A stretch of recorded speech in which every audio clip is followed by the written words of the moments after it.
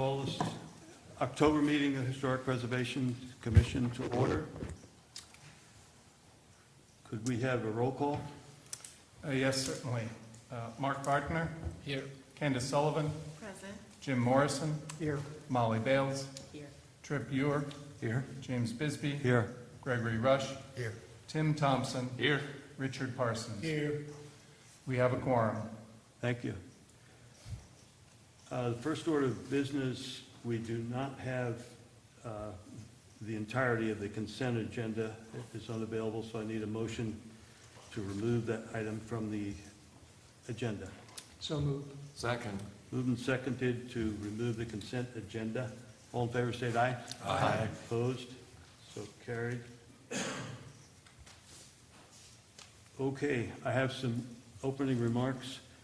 Historic Preservation Commission is a public commission appointed by the City of New Bern's Board of Aldermen.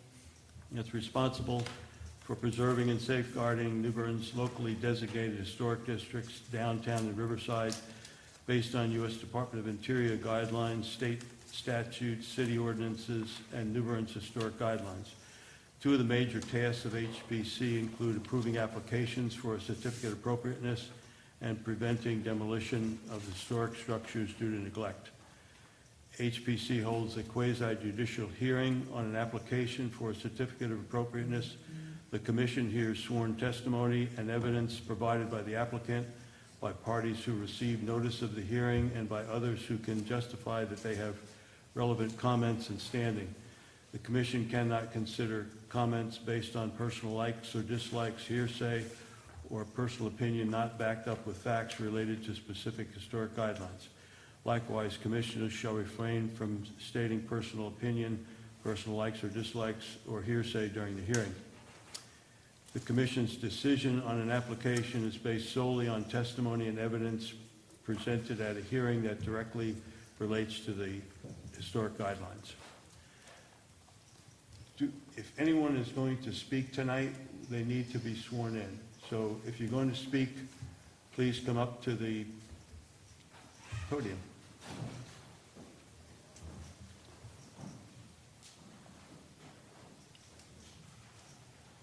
Okay, would you raise your right hand? You swear to tell the truth, the whole truth, and nothing but the truth, so help you God? Yes. Thank you. Oh, before you all leave, please sign, print your name and your address on the sign sheet.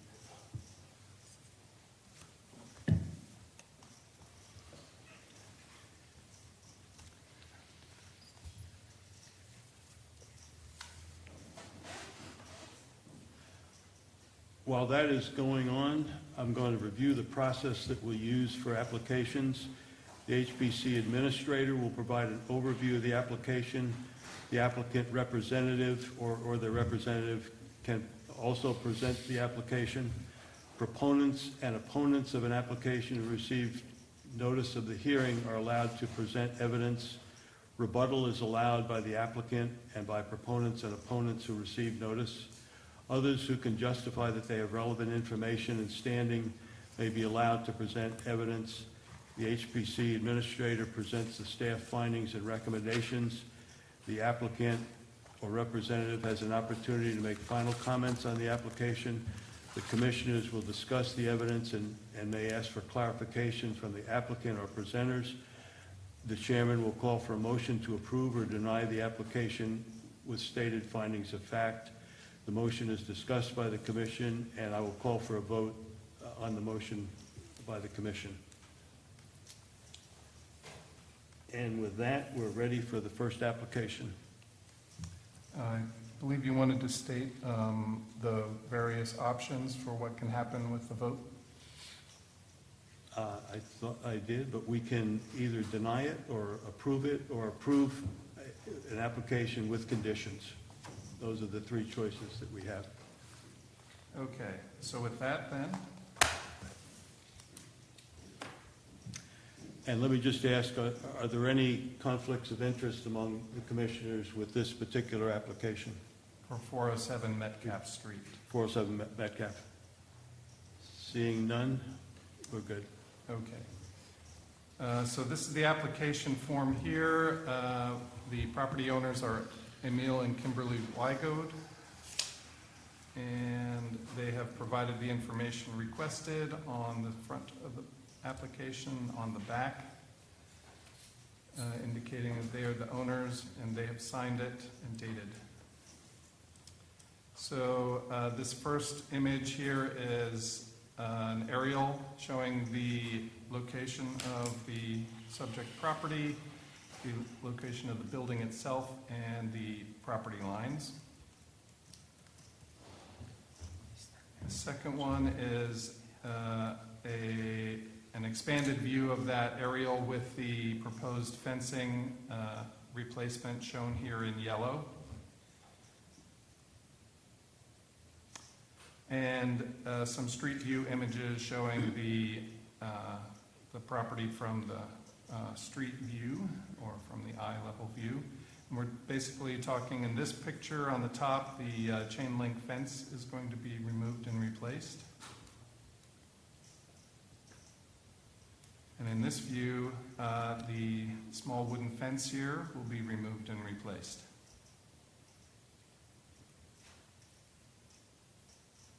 Then in the photos provided by the applicant, we see the rest of the property. I'm going to make it a little bit smaller to get all four of them on here. There we go. So in the back left corner of the property, the fencing, the wooden fencing here will be removed, as well as the bamboo fencing on the right, and which carries over onto the picture in the upper right. And then this is a photo of the chain link fencing from the inside, and you can see the gate in the background behind the shed back here, behind the shed. And then the bottom right shows a view of the property from the adjacent property, which is a large grassy area, and the fencing, the chain link fencing, is behind those large bushes on the adjacent property.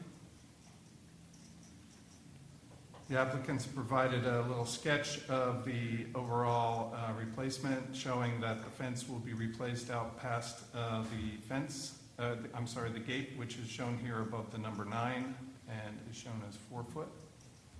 And then it extends all the way to the corner, around the back of the property, returns back towards the house, but at the corner turns back in and joins the house at the corner.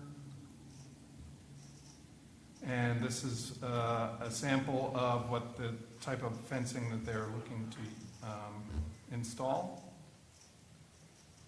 including the the gate. I don't know why I say that all the time. And again, that same sketch, this time they've now added, as per requested at the design review meeting, some additional photographs. This one shows the fence, the gate from the outside, and they've added a line showing where they're expecting that the top of the fence will be. So that red line shows a 4 foot high gate and adjacent fencing. And then the next section, the 58-foot section, to remove the chain link fencing and the new fencing, as per the sample image, will be installed here at about, with the height at about where the red line is.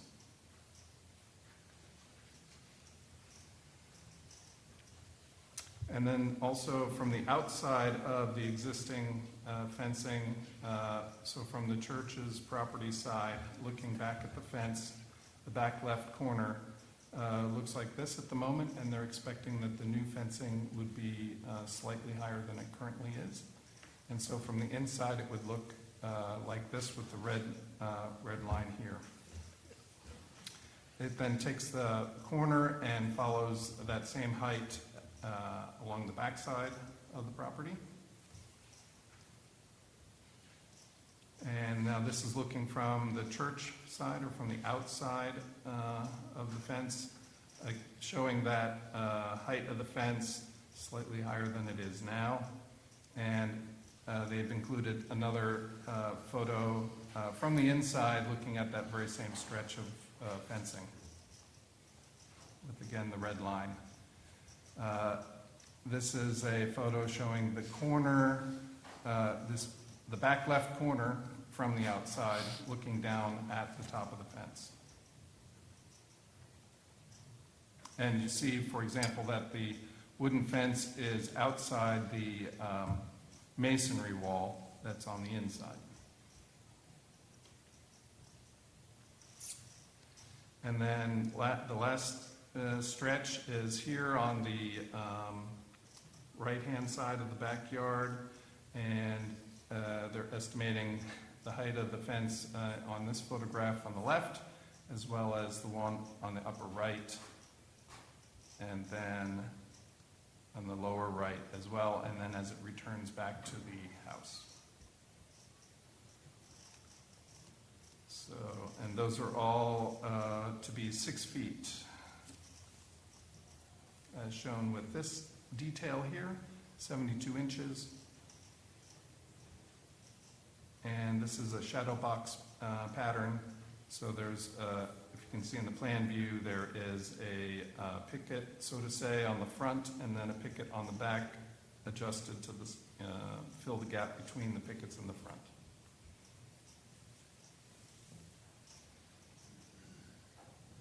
And that being then the opposite side, essentially the same.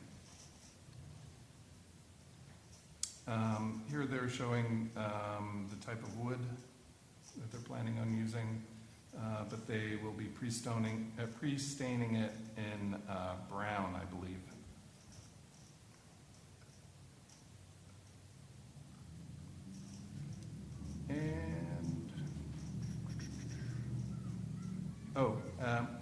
And we've already requested the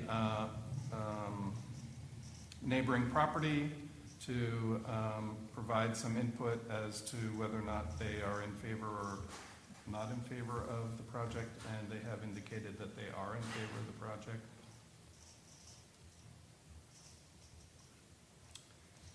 So the zoning and inspection review for this shows that the zoning administrator has said that it's not applicable to the zoning ordinance, land use ordinance, and the chief building inspector says it will not require a building permit.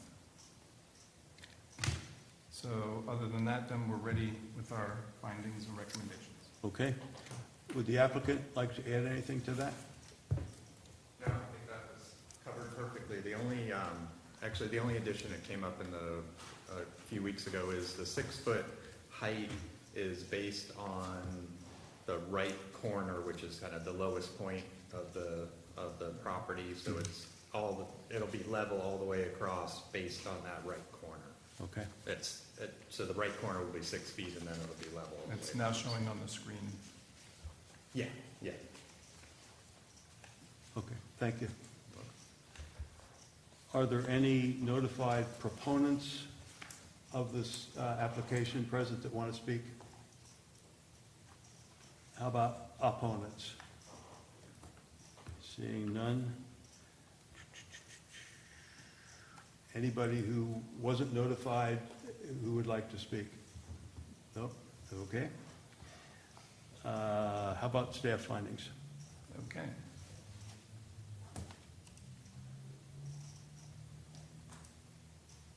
All right, so this for Emil and Kimberly Wygode for their project at 407 Metcalf Street. The historic property's name is the David S. Willis House, built circa 1870 and enlarged circa 1890. It is a contributing structure, and their project is to include removal of existing fencing and gate and installation of new wood fencing and gate. And the National Register inventory description from 2003 describes the structure as 2 stories, 3 bays wide, gable end roof, 2-story shed roof, rear addition, and 1-story rear wing. The Sandbeck description from 1988 has nothing relevant to the fencing project. It was purchased during the 1890s by the freight agent for the Atlantic and North Carolina Railroad, David S. Willis, hence the name for the house. So staff submits the following historic district guidelines are appropriate to this application. For fences and garden walls, 2.5.1, 2.5.3, 2.5.4. For paint, 5.4.2, 5.4.3, and 5.4.4. And statements of reason based on the information contained in the application in staff's judgment are: the project is fencing replacement within the tight weave development pattern. The proposed design, components, and materials meet the requirements of the guidelines. The zoning administrator and the chief building official have reviewed this project and commented accordingly, and the project is not incongruous with the guidelines. So staff recommends the commission approve this application to include removal of existing fencing and gate and installation of new wood fencing and gate. Is there any evidence from state, city, or government, other government body? Seeing none. The applicant like to make any final comments? Okay. Discussion from the board? Any questions, comments? Just comment that the additional pictures helped clarify from the other side, and the 6 foot height, I think you're complying with now. And the materials are appropriate, the staining's appropriate. So thank you for doing that. And just to confirm, the red line is 6 feet or less, correct? As you've indicated in the application. I think this was also approved, this will also improve the property. We always encourage chain link fence to go away when possible. This wooden fence, I think, will just really help that whole corner. Anyone else? Like to hear a motion on this project? Mr. Chairman, I move that we find the application for a certificate of appropriateness for address 407 Metcalf Street to be not incongruous with New Bern's Code of Ordinance sections 15.411 to 15.429 and New Bern's Historic District guidelines based on the following specific guidelines and findings of fact. Fences and garden walls, 2.5.13 and 4. Paint, 5.4.23 and 4. Findings of fact, the project is fencing replacement within the tight weave development pattern. The proposed design, components, and materials meet the requirements of the guidelines. The zoning administrator and the chief building official have reviewed this project and commented accordingly, and the project is not incongruous with the guidelines. Second for the motion? Second. Moved and seconded, we approve this application. All in favor, state aye. Aye. Opposed? Hearing none, it's approved. Motion to issue the COA. So moved. Second. Been moved and seconded. I'll say it was Tim and Greg. All in favor, state aye. Aye. Opposed? Hearing none. Okay. All right? You're done. Thank you. Thank you.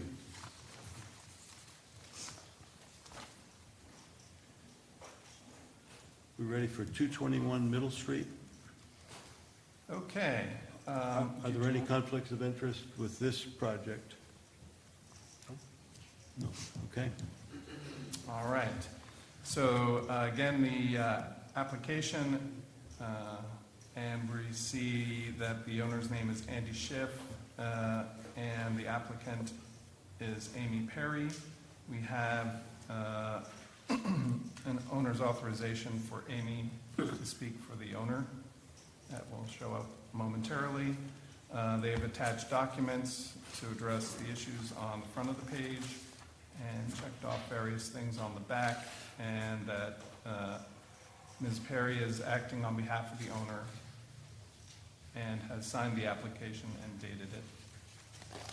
So this is the owner's authorization, and here it's signed and by in the presence of a notary by Mr. Schiff. So these are several pages of description of the project. You should have all had an opportunity to review these, so we don't have to necessarily go through all of these, but we can come back to them if you would like. They reference various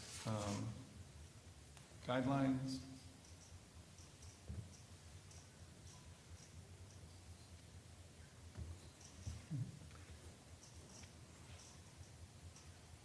and they provide detailed description of the materials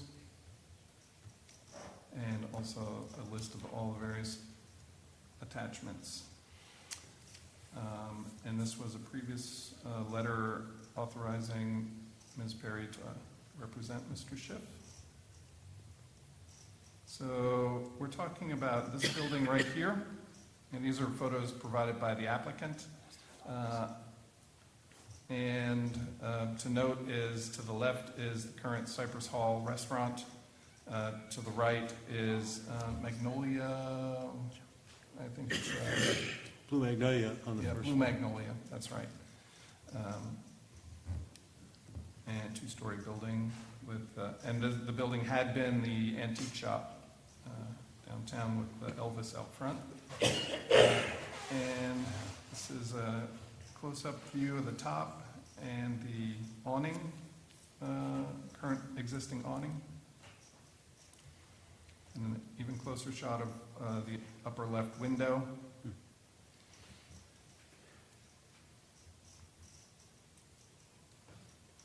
This is now a shot from inside the awning, or inside the building, looking at the transom that was closed up when the awning was put up. And this is a facade of the adjacent Cypress Hall storefront. And it is the basis for their design.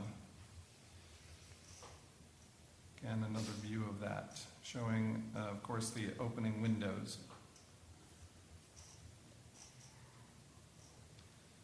So this is a larger, wider view, showing also the adjacent building to the right. This is a close-up view of the lower left corner of the subject area.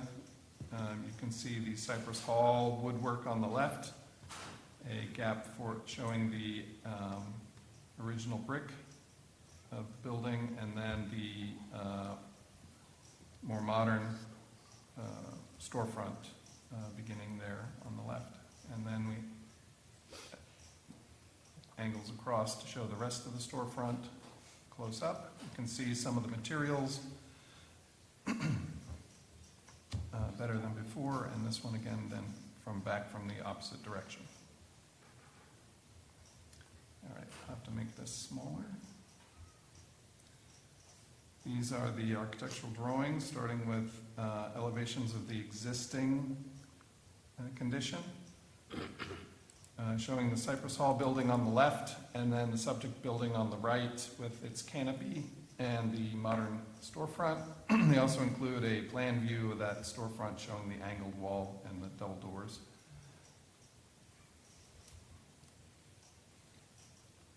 This is the proposed elevation. And like I said, they're proposing to use the existing Cypress Hall storefront as their inspiration for this one, particularly the woodwork. And this will indeed be an expansion of the Cypress Hall kitchen and bar. And you can see in the plan view, which you can't see in the elevation, is that the storefront is to be flat across the front, not angled like the existing, but the door will be recessed. And here's actually a rendering of that. So also the same color of the woodwork, same kind of detailing on the cornice. In this case, and we'll see this in section as well, they've proposed a planter on top of that cornice, and then some trellis work, stainless steel trellis work for some plants to climb up the facade, and of course the new signage as well. So here's the section view, and it's probably too small for most to see, so I will read starting at the top. The stainless steel cable trellis system with standoff brackets. Next is the painted wood planter box with waterproof liner. Tell you what, I'm going to make it bigger. There we go. We can scroll it down as we go. With waterproof liner and integral drainage pan, a new painted wood cornice. That cornice will have new recessed can lights in it. Then there will be new wood framed transom window, a new storefront header support with painted exterior wood paneling. And they show here the existing pier, brick pier beyond with new painted wood paneling. So that's actually wood that we're looking at there beyond. And then the hydraulic operable storefront system is the window. And then the wood framed wall, knee wall with painted wood exterior paneling is also sometimes called a bulkhead. All right, and then there are a series of technical drawings regarding the hydraulic windows. Quite a few, actually, so I'll kind of go through them quickly. If we need to refer to them, we can. All right, then we have, now I'll make larger, the zoning and inspections report, where the zoning administrator has indicated that it meets the requirements of the land use ordinance, and the chief building inspector has indicated that it will require a building permit. And then we're ready with our findings and recommendations. The applicant care to make any comments? No? Okay. Are there any proponents of the project that received notice and want to speak? Any opponents of the project? Okay. Your findings. Anyone else with relevant? Anyone else with relevant information? Okay. Perfect. All right, so the project is for Andy Schiff with Amy Perry as his representative. And the project is 221 Middle Street. It is the Scott Building, built circa 1885 and remodeled and enlarged circa 1920 to 23. That does not, of course, include the storefront.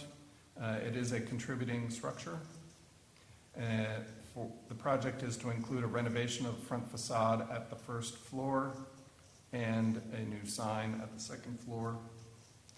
The National Register inventory description is the building is 2 stories, brick is a corner pilaster defining 2 3-bay sections and a corbelled cornice. For the sand bed description, 1988, he states, during the early 1980s, Solomon H. Scott established a livery stable and a commercial structure which had stood on this site since the 1880s. This early structure was extensively remodeled about 1923 when the present pressed brick facade was added. Between the 1920s and the 1940s, the Scott family leased the building to Trent Motor Company and the Carolina Rubber Supply Company. Since 1943, it has been occupied by Scott and Company, a refrigeration and propane business operated by the descendants of S.H. Scott. Both buildings, 221 and 223 Middle Street, that is the Blue Magnolia included, display conservative, nearly identical facades of pressed brick with detailing consisting of corner pilasters, plain corbelled cornices, and stone lintels above the window openings. So staff submits the following historic district guidelines as appropriate to this application. For signage, 2.8.1, 2.8.2, and 2.8.4. For design principles, 3.1.1, 3.1.2, 3.1.4, and 3.1.5. For modifications, 3.2.1, 3.2.2, 3.2.4, and 3.2.5. For walls, trim, and ornamentation, 4.2.1, 4.2.2, 4.2.3, and 4.2.4. For entrances, 4.4.1, 4.4.3. For wood, 5.2.1 and 5.2.2. For metals, 5.3.2, 3, and 4. For paint, 5.4.2 and 3. For masonry maintenance, 6.1.1, 2, 3, and 4. For wood maintenance, 6.1.5, 6, and 7. The statements of reason based on the information contained in the application in staff's judgment are: the project is a facade, renovation, and sign addition project within the dense fabric development pattern. The proposed design components and materials meet the requirements of the guidelines. The zoning administrator and the chief building official have reviewed this project and commented accordingly, and the project is not incongruous with the guidelines. So staff recommends the commission approve this application to include a renovation of the front facade and sign, front facade of the first floor and sign at the second floor. Any additional evidence from the state, city, or government body? Seeing none. Any final comments from the applicant? No. Okay. Discussion? Questions? So I have one question. The planters, which are decorative, I assume, if they were removed later, what's behind that? Is there anything that would need to be fixed if the planters were later removed? There is, it's behind the awning, so we can't fully see there, but. Mr. Chair, she need to come up to the microphone. Yep. Because we're flexible on things that are Jim, removable, so should it be Jim. removed, what's there? Were you sworn We in? need, Yes, ma'am. we need to hear her answer first Yeah. to the first question, again. I was just enhancing my question. Oh, I'm sorry. It is assumed that there's brick behind that planter box, behind the awning area. If the planter were to be removed, then yes, potentially there would need to be just wood paneling or another type of material that would work with the other elements would possibly need to be put there if the brick is in disrepair. So it's not likely to destroy any original fabric No. if it's removed? Okay. Thank you. Well, and that brings up another question. Is the planter box considered ornamentation?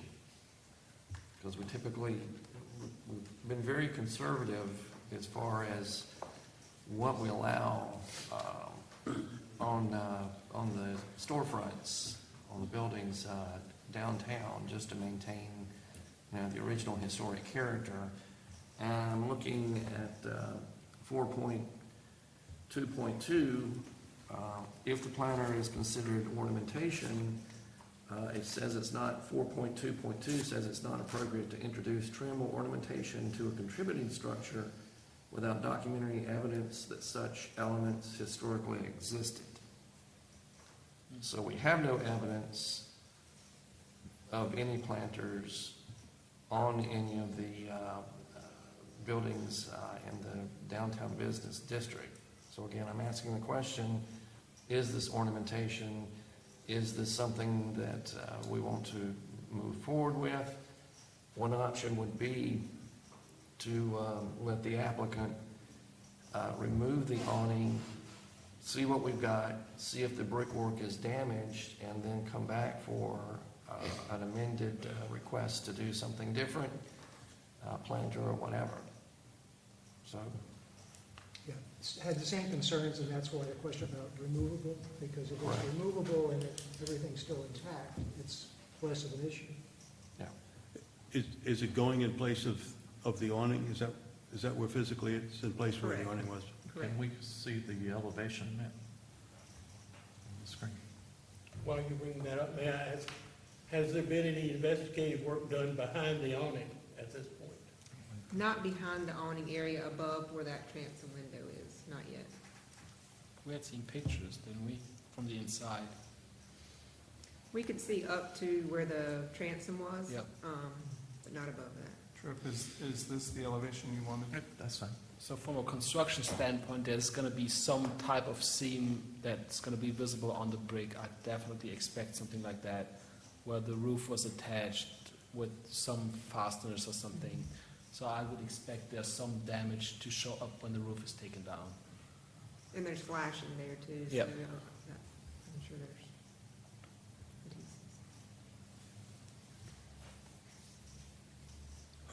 Can I see that picture from the inside again? Mm-hmm.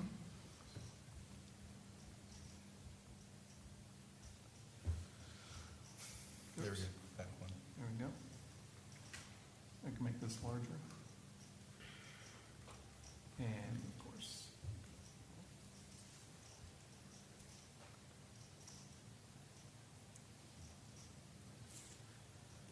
Is that too large? It is. Yeah.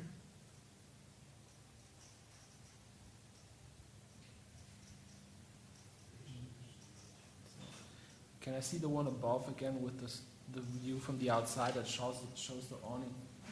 There's daylight right here.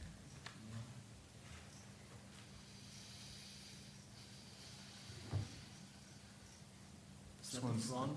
This one's the closest shot of that flashing.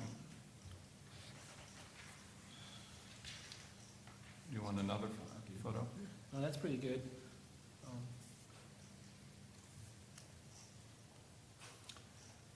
I doubt it will come down as a clean brick. That's just my impression. I think something has to be in front of the current mark line where the awning was attached to. If it has to be a planter is a different question, right? So I guess putting up something there it makes sense, but does it need to be plants growing there? Well, again, my suggestion would be for the commission to consider not approving the planter box at this point and let the applicant come back once it's definitive, you know, Yep. What's there. what's there. And what's a good solution? Correct. And it's very clear that growing plants are not structural. They don't serve any constructive purpose at all. They're not holding up the building. So that sounds like they're decorative. And that, I agree with my colleague that we should not approve the planter box at this time. I agree with that too. Okay, that's potentially a consideration or a condition.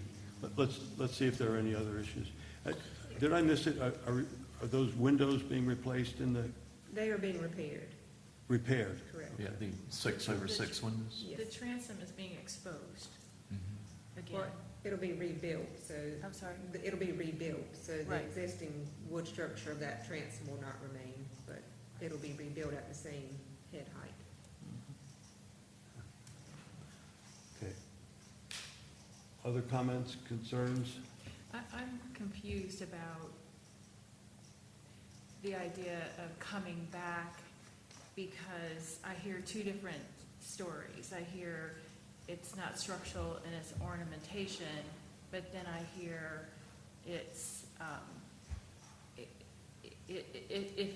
you've come back and you might make a decision to do something else. So I feel like that we have two different, completely different scenarios being talked about here. I think the suggestion they may come back with something which is non-ornamental, that hides whatever is under there that's a problem. Does that make sense? Yeah, and it's, you know, if I understand the applicant correctly, you know, there's speculation and there's some damage, some change to the brickwork, don't know yet until it's pulled off. And there's a chance to actually see what it is. So my proposal is, you know, let's pull this thing off, see what we've got. Let's move forward with the rest of the application. This is great, particularly getting rid of the metal awning. I'm all for that. I'm just saying let's be somewhat cautious as far as introducing ornamentation that we typically have not introduced before on other buildings. We've had other situations. For example, there was a situation a few years ago where someone wanted to add a balcony to a storefront, a second floor balcony to one of the storefronts close to these two buildings. And we denied it for the simple fact that that was something that there was no documented evidence that anything like that had ever existed, with the exception of the Albert Hotel, which did have a metal balcony on it at one time. So again, you know, my argument here is this is ornamentation.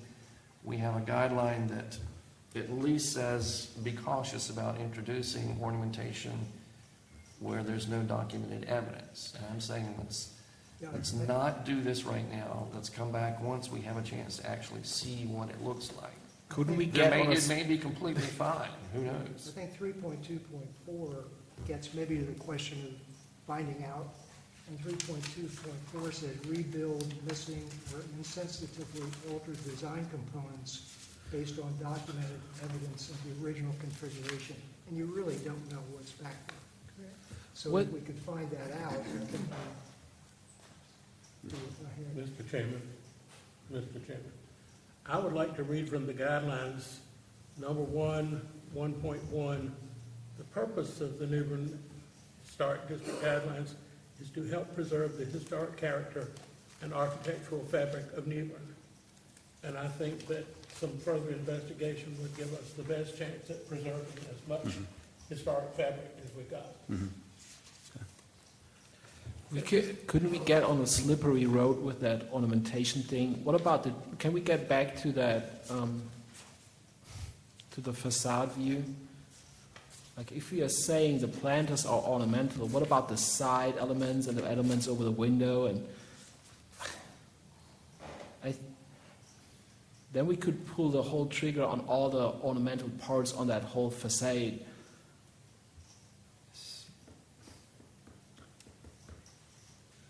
Are you saying there are other Well, if ornamental the additions? planter, let's say there would be no plants in it, but we have that black cover-up piece up there, would that still be ornamental?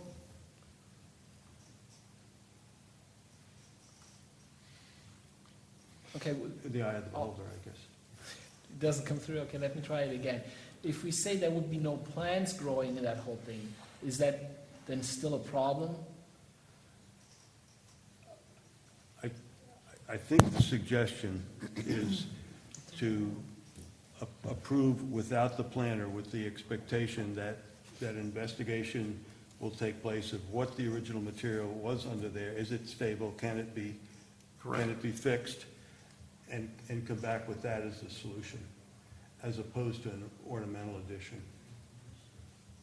And I think that's the only issue Yeah. to the entire plan. Just to make sure I understand, the preference is to keep the original brick, if at all possible, clean it up and repair. Otherwise, we could then reevaluate if some other medium is needed. I ask a dumb question here. Is the awning original, Yeah, or was that an addition? that was later. That was obviously an addition. That was obviously an addition. Most likely an addition. Most likely. That's my hang-up with this, is the awning is a 1950s kind of, ornamental, keep the rain off of you as you come through the door kind of thing. So there's a slippery slope there when we say no ornamental, no changes to buildings, because clearly there are. Yep. Well, that's no slippery slope. If that's the case, then we just say you can't take the awning down. If it's historic, But And I we're don't splitting think that's a hairs good about idea. ornamentation, I guess is my point. Thank you. Well, and just, I can't recite the guideline, but I did see it. It's And this whole thing. one of the things that we do encourage is the removal of inappropriate material. And maybe one of you can find the guideline quickly, but there is a guideline that says metal awnings are not acceptable. And we've Not considered always- to be original material. I assume that means. Well, it is existing material, there's replacement in kind, but I certainly appreciate the applicant, trying to get rid of the metal awning. It improves the streetscape. I think you're referencing guideline 4.3.7, Mr. Thompson. That sounds about right.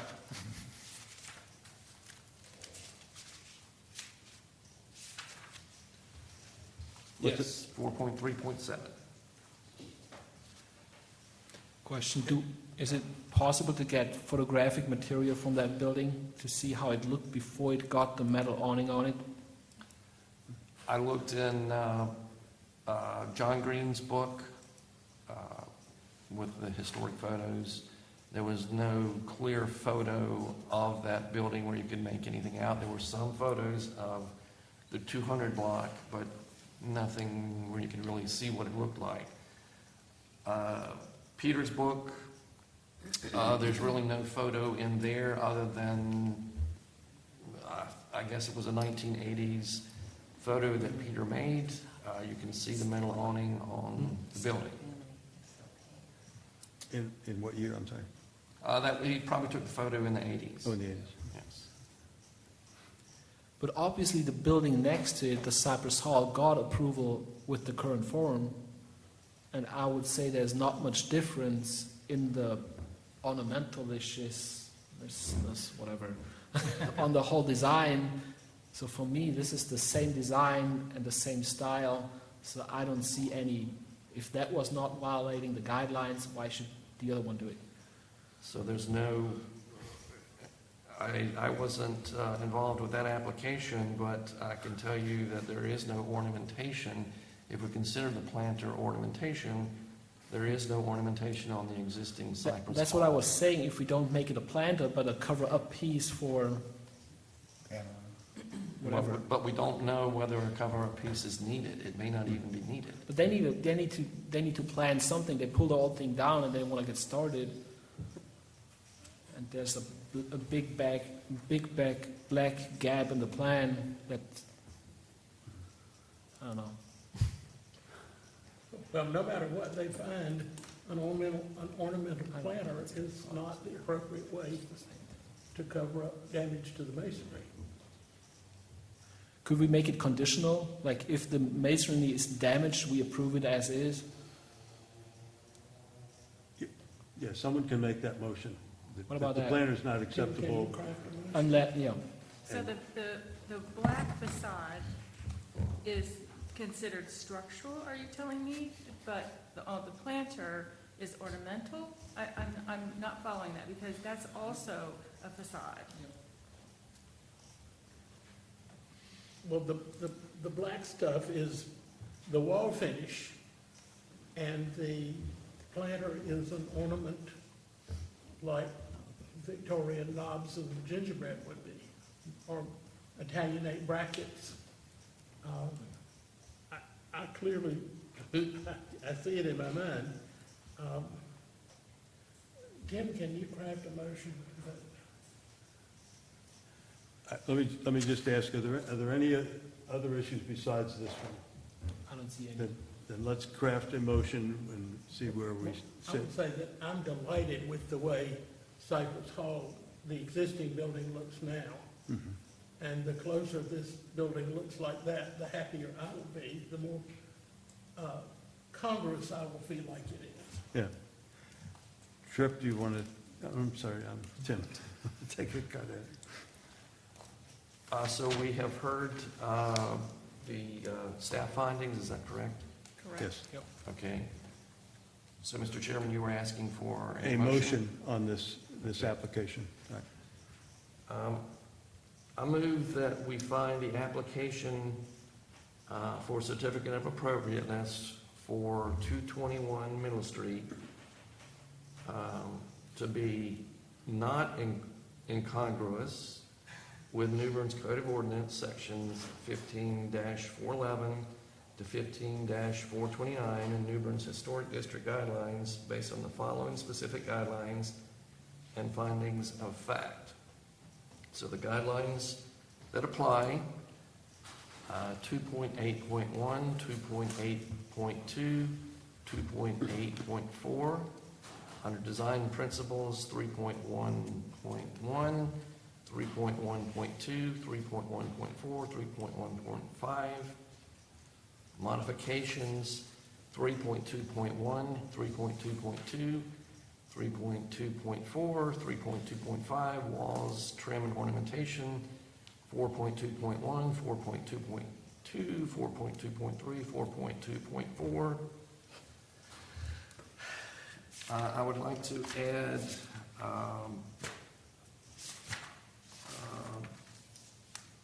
another applicable guideline, It's 4.4.2 maybe. 4.3.7,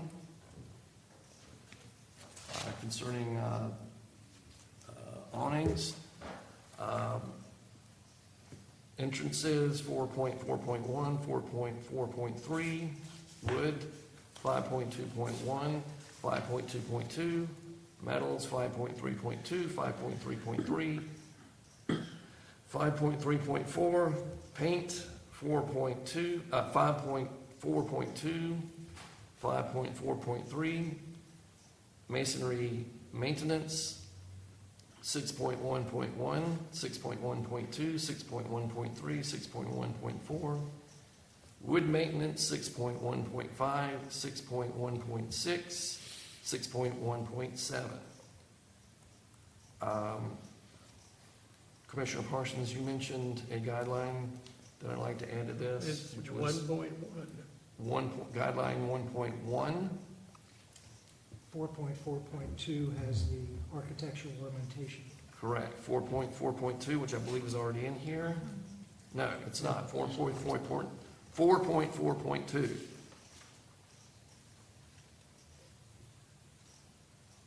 Second.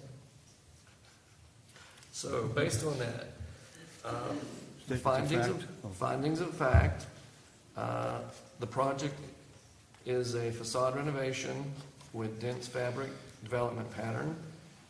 The proposed design, components, and materials meet the requirements of the guidelines with one exception. The zoning administrator and the chief building official have reviewed the project and made comments. The project is not incongruous with the guidelines with one condition. And that condition is that the proposed planter is considered ornamentation, and it is not clear once the metal awning has been removed exactly what the condition of the facade and masonry and brickwork will be. So at this point, the commission will not approve the planter, but we ask that the applicant come back once it's clear what the status is of the facade, the brickwork, and so forth. The applicant come back with a proposal of what to do if there is damage and it's not repairable. Second. It's been moved and seconded that we approve this application with the condition noted. All in favor state aye. Aye. Opposed? Nay. I heard two opposed. There's three. Mr. Chair, you Three. you might call for a roll call. Let's roll call then. Okay. Mark Fartner? That's a, Yes or no? That's opposed. What? Nay. That's no then. you need yay or nay? Yay. No, that's You're how you for said the it. motion. Okay. Candace Sullivan? Nay. Yes. Jim Morrison? Molly Bales? Yes. Trip Ewer? Yes. James Bisbee? Yes. Gregory Rush? No. Tim Thompson? Yes. And Richard Parsons? Yes. So we have 2 noes and 7 yeses. Motion carries. Motion carries. Could I have a motion? Well, do we issue a COA or do we wait till we answer that condition? You can issue a COA now if the board is so inclined, and then the applicant can come back and request an amendment to that COA if the condition is triggered. Okay. Motion to issue the COA. So moved.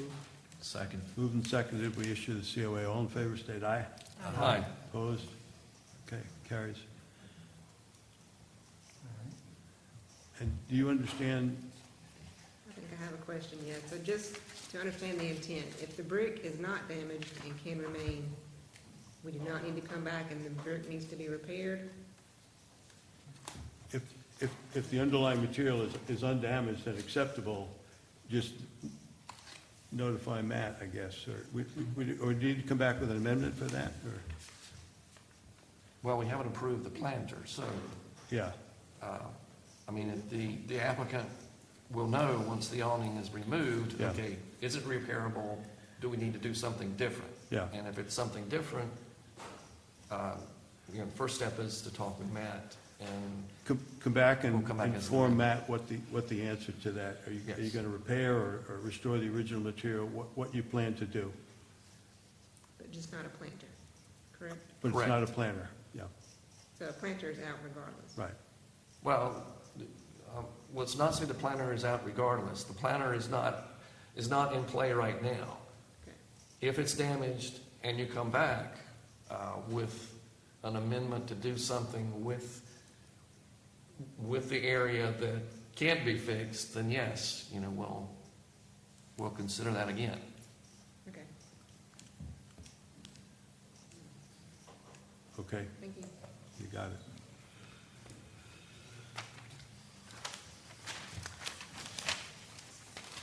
Thank you. 837 South Front. Now, I asked the same question. Are there any conflicts of interest with this? And let me expand on that. This project has been presented a number of times and will be presented tonight, hopefully for the last time, with maybe additional information. But is there anyone sitting who is unalterably made up their mind about the outcome of this COO? No. Okay. Hearing none, no conflicts exist. All right. So let's see. This is the application, the first page, for 837 South Front Street.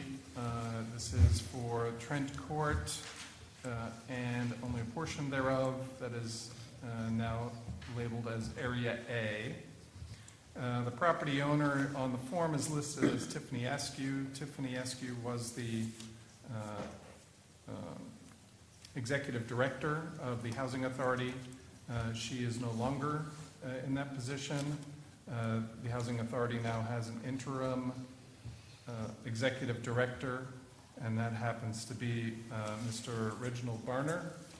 He is in the room, and so he is then authorized to speak for the Housing Authority, the applicant, the owner on this project.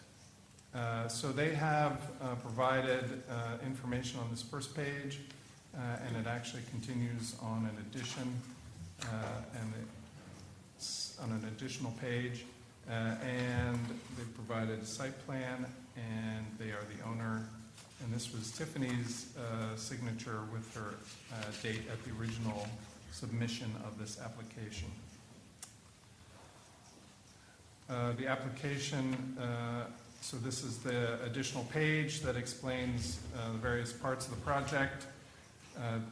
Begins, there are many numbers here, but mainly we're talking about C, the removal and salvage of 34 cast bas reliefs located in the exterior elevations of certain buildings that will be demolished. The buildings will be demolished, the bas reliefs will be salvaged. And then also number F, demolition of 12 dwelling structures and 1 office building, including their foundations, footings, etc. And various other demolition, miscellaneous demolition pieces you can read there or you have read already. And they also, they also indicated, and following demolition, ongoing maintenance will be performed by the Housing Authority until redevelopment can occur, and that's lawn, trees, sidewalks, playground, and basketball court. And they have also provided a redevelopment plan to go with this. But we'll start first with the demolition plan, and this is a site plan that illustrates which buildings will or are proposed to be demolished. Still smaller.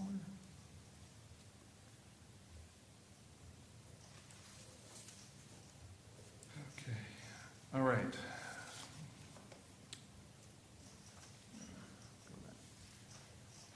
So let's start along the river. At the bottom of the image, this larger building here is the administration building. And then we have the other 12 structures beginning here on the lower right. This is building A, behind that is building B, behind that is building C. These are parallel to the river. Building D, E, and F. And then perpendicular to the river with with some slope, downslope towards the river are G, H, I, and J. Those residential buildings are all part of the original construction, the older buildings. And then the two additional buildings here at the top, they were built 11 years after those original buildings, and those are buildings Y and A2. We'll be referring to all those letters quite frequently, I believe. And so they included with their demolition plan, they're proposing to demolish all those buildings.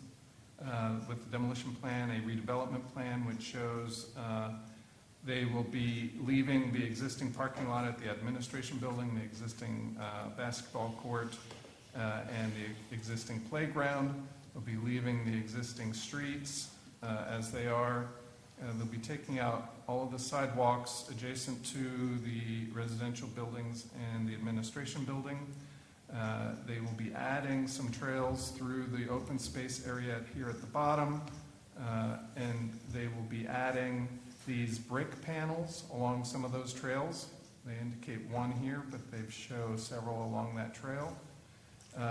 They will be adding benches as well along these trails and around the playground. Trash bins as well. There are several spots indicated. And they indicate at least one plaque on a stand here at the edge of the playground with the benches facing that. In addition, the darker green areas indicate trees that will remain. Some of them are quite substantial, and they even have added some new trees as well.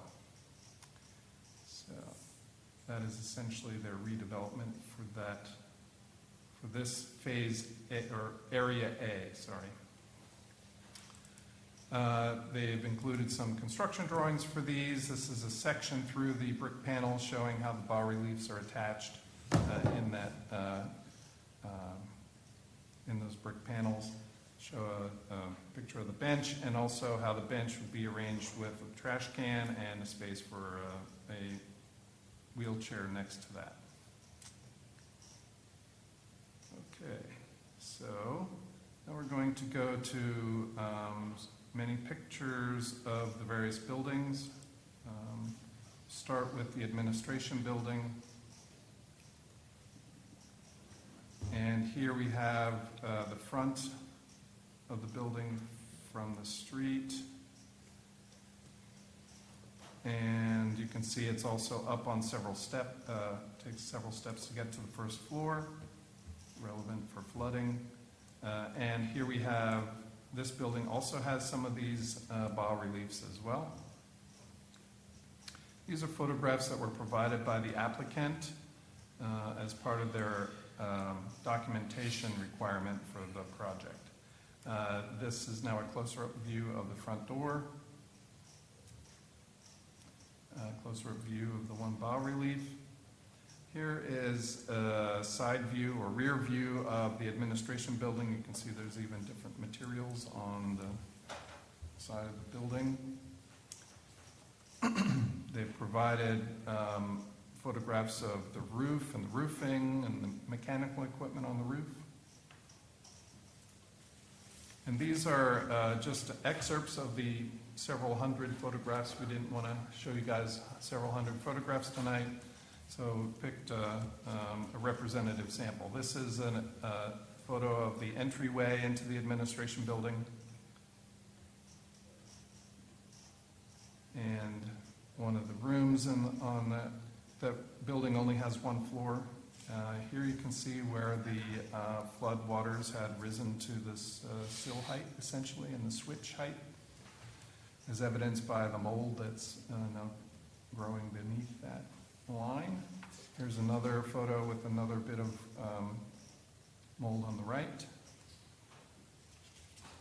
Here's a photograph where someone's even marked that the flood level was at 52.5 inches above the floor.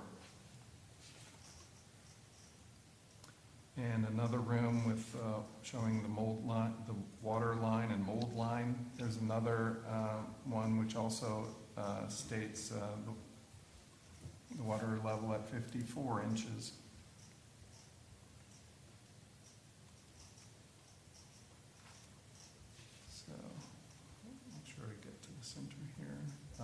The next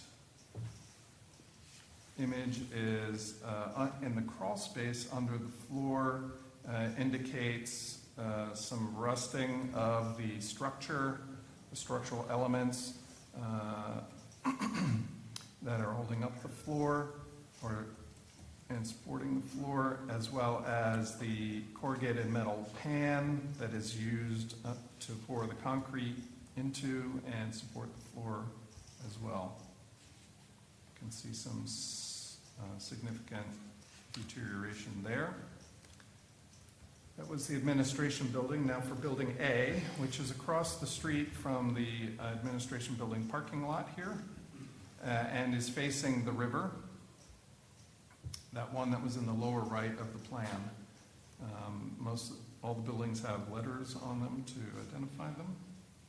This one shows units 1 and 3 and shows the typical entry details for these older buildings.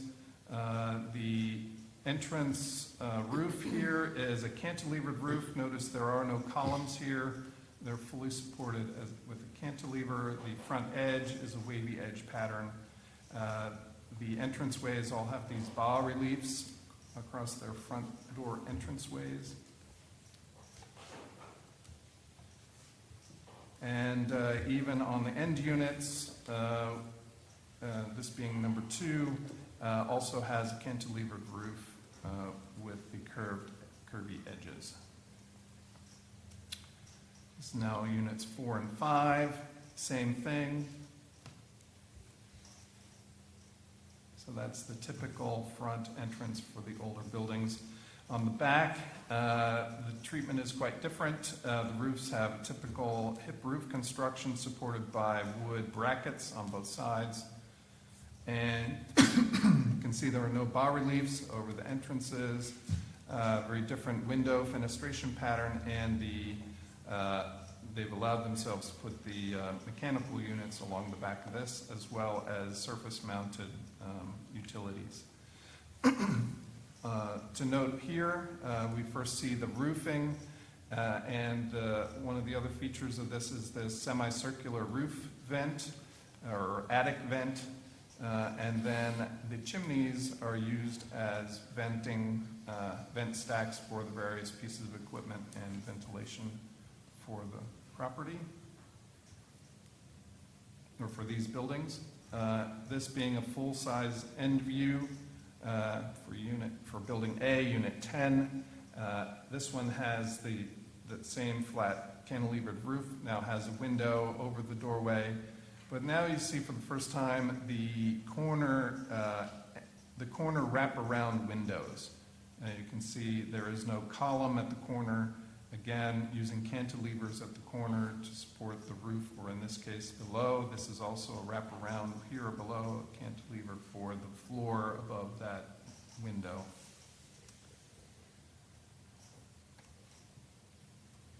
There's a large, this is referred to also in the SHPO letter that we will talk about later.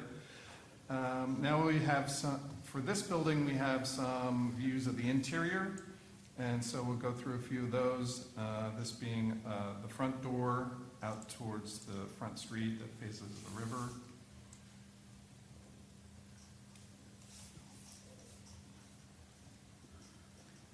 And this being the same room now, looking back into the rest of the apartment. These apartments are 2-story apartments. And this is the first floor. That's the back door out of the kitchen.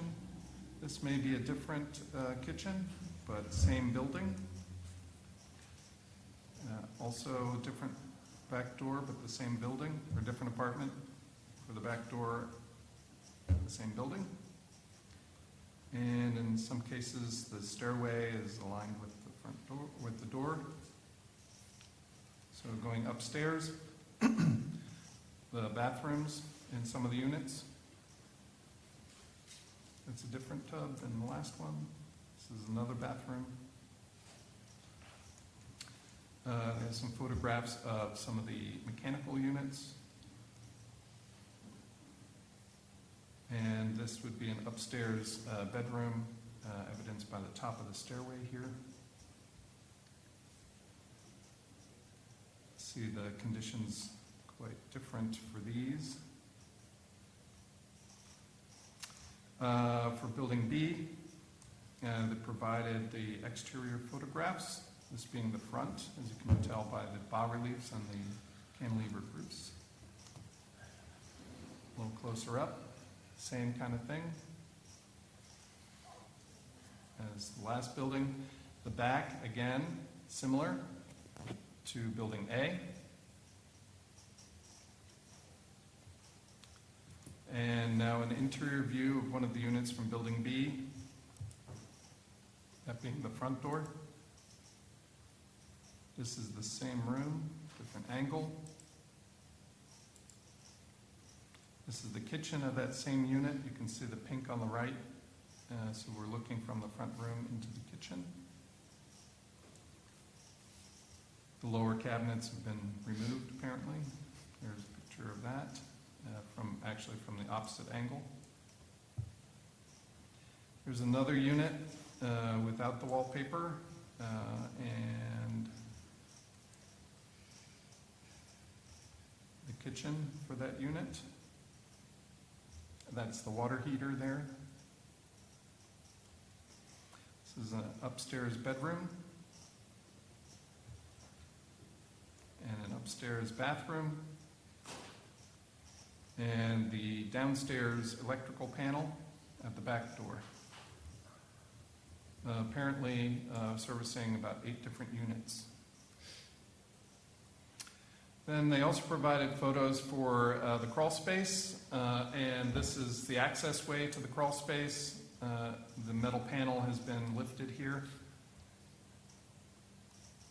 And either this one or a different one, as you look in that crawl space, you see some plumbing or other piping that's passing through the crawl space, and you can see some of the debris that's either fallen or has been washed into the crawl space. For building C, here we actually get a close-up view of the corner windows from the outside.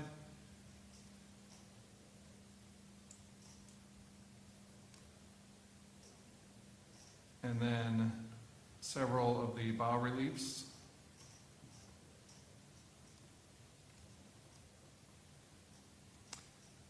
And photos of the front of the building, photos of the back of the building, and there were no photos of the interior of that building.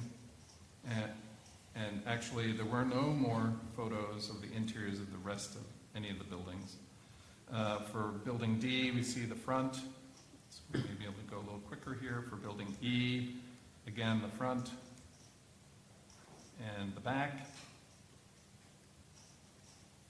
For building F, this is the front, or actually the side, the end. And here you see the corner windows in this photograph. The front of the building. For building G, this is again, now an end again. Now these are the buildings that are perpendicular.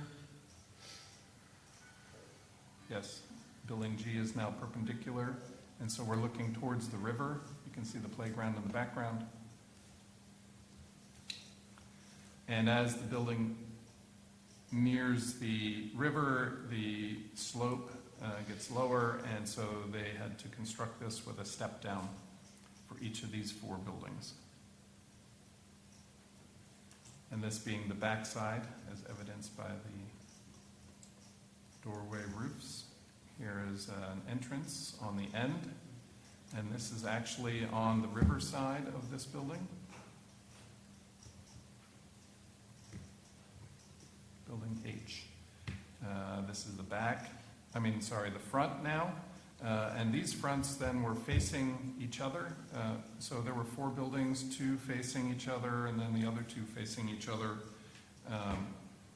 And then 2 had their backs to each other. So this was the front, and then the front of I. So the river to the left, and a step down again, down at the left end there.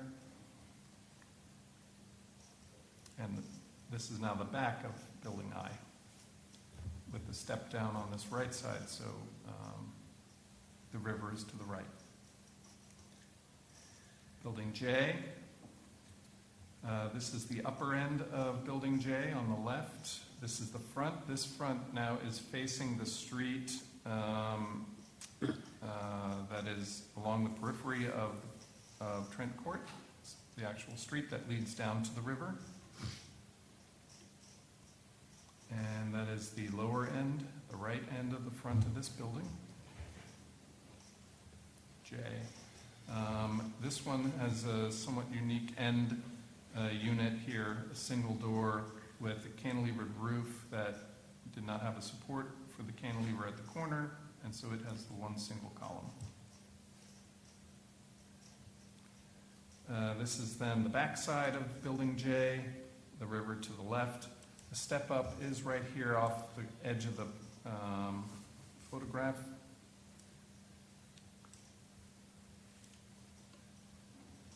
And then this is the upper part of the back of J. They've provided a large detail of that step up, but this brings us to what's going to be coming up soon regarding the new roofing and new flashing that was installed recently. So building Y, as I mentioned, was a newer building, built 11 years later. Similar style, but different, or similar form, I guess, with different styling. So for example, the front doors are separated by a brick fin. The cover is much wider, but is still cantilevered at one corner, but not the other, apparently. And there is no bas relief over the front doors.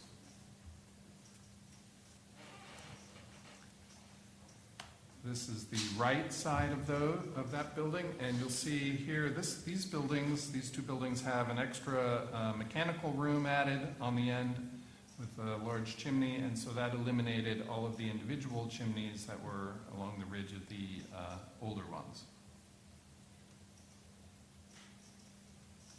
The backside still has the hip roofing over the doorways.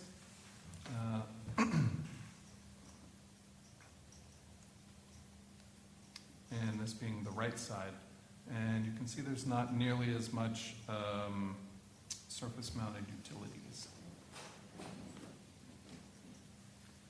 A2 is the last one, and essentially the same as Y. Again, no interior views for any of these. So, and this one points out that mechanical room. There is some surface-mounted utility work. And that's the full view of the back of that. And the ends of these are just blank brick walls. So, those are all the photographs. So now we'll move to some of the more recent projects to maintain the buildings. This was a project that included all 6 on this side, 4 on that side, so all 10 of the ones that we're talking about, plus 2 additional ones. These are all the old structures at Trent Court. So the 2 additional ones are K and L, but not a subject of this project, but of this application. But for this particular project, this was for replacement of the roofing and the flashing. So you can see here they have them all identified by numbers and building types. So just scroll through here. They have roof plan views showing all the various elements, the chimneys, the ridges, the attic vents, right? And those are the ones that step down with these angled sections.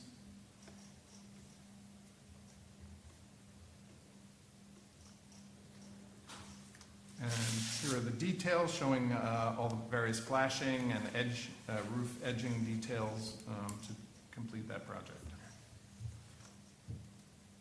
And they also included several photographs, including one that is very similar to the one that we showed earlier of that corner, right there in the middle. The next project, or the next previous project, was a 2010 repointing project that was done for all of those same buildings, those same 10, 12 buildings. And these are all shown in elevation here.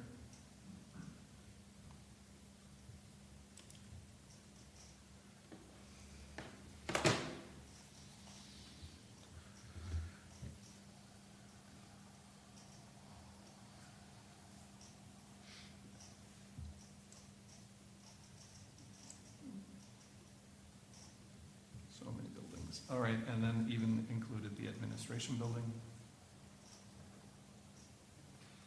And they're showing some details of how to do the repointing, paying attention to details and how to grind them out and how to repair cracks and such. All right.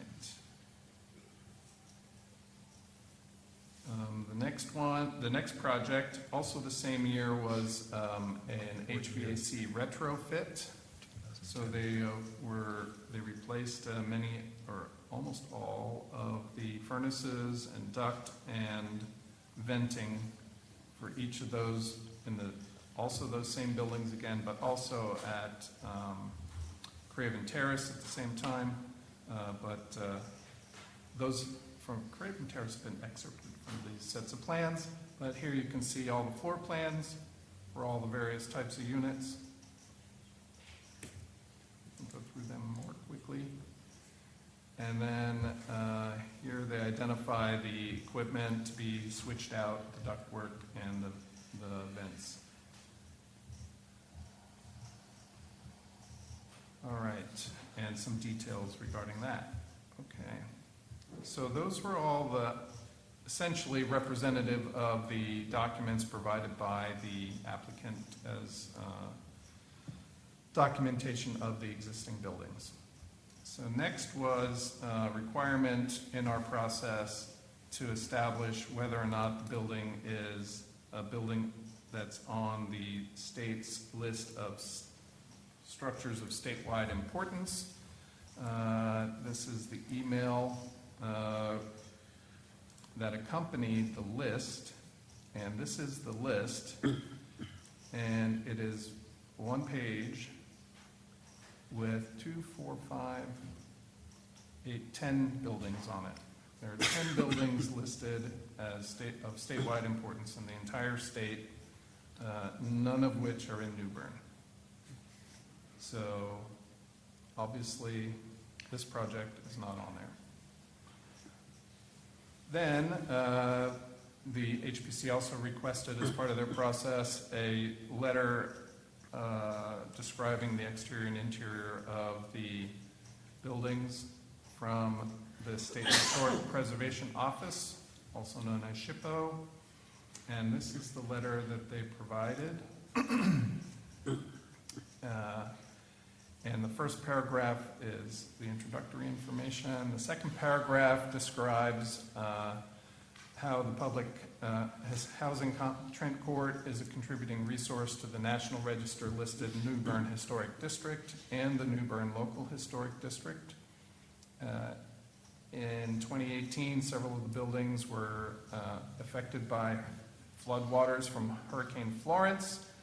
And of the complex's 218 units, 108 apartments were rendered uninhabitable by the flood damage. In August of 2023, HPC received an application and requested this letter here. So, according to our rules of procedure, They reiterate those. Then we requested this letter. Sorry, I think that was at this point. Then they quote or refer to General Statute Section 160D 949 that provides that an application for a COA authorizing the demolition of a site of a building, site, or structure may be denied by the local preservation commission. And a review of the records maintained in SHPO indicates that it's not a building of statewide significance, so we already went over that. The next paragraph is that Trent Court is a public housing complex consisting of 29 two-story brick apartment buildings and one administration building.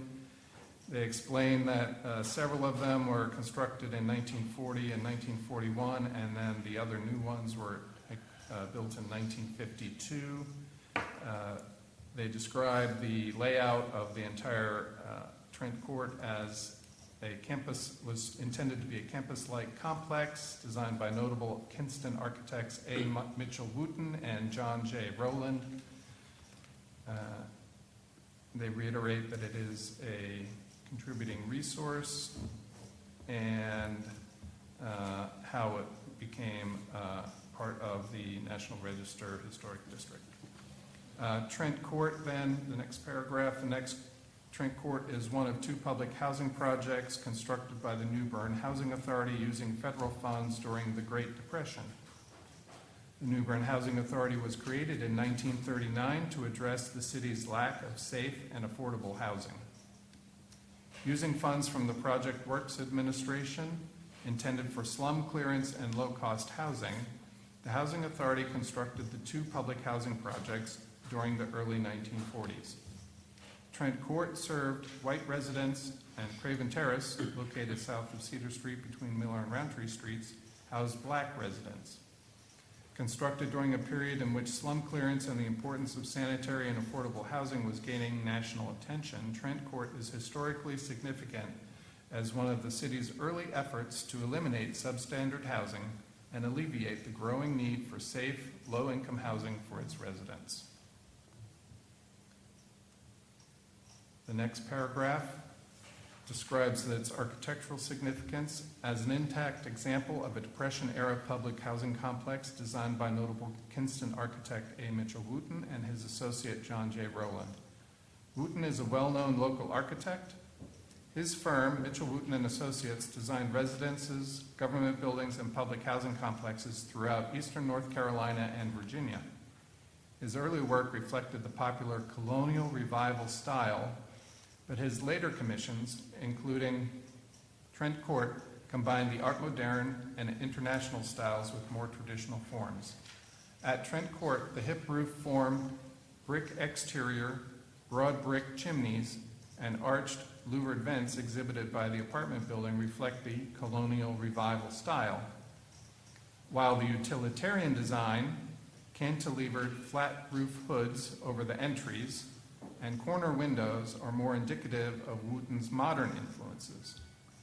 The bas-relief panels above the entries depicting children in various states of play and recreation are reflective of the Art Moderne style, as well as the New Deal's emphasis on public art. Unlike the apartment buildings, the office administration building lacks colonial revival style features. The long, low single-story building displays the flat roof geometric form, lack of ornamentation, and banded windows characteristic of the international style. The significance of the property lies both within the architecture of the individual buildings and the design of the complex's landscape. According to the 2003 updated nomination, the complex was designed to create a campus-like setting with tree-lined streets, central courtyards, and an interconnected network of sidewalks, reflecting the emphasis on open green space and a neighborhood-like environment common to multifamily housing complexes of the period. So based on photographs provided by the New Bern HPC, Trent Court retains a high degree of architectural integrity. Despite damage during Hurricane Florence, all the buildings associated with the complex remain extant or in existence. The landscape design of the complex and the spatial relationship between the buildings also remains intact.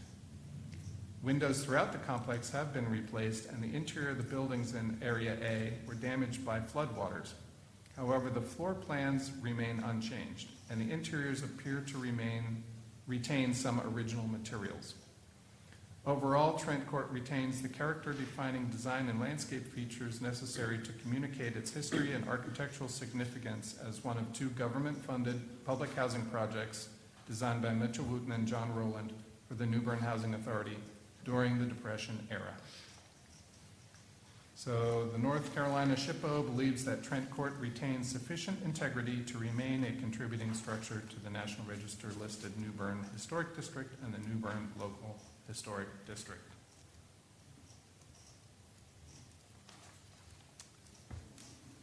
So we have 2 more items.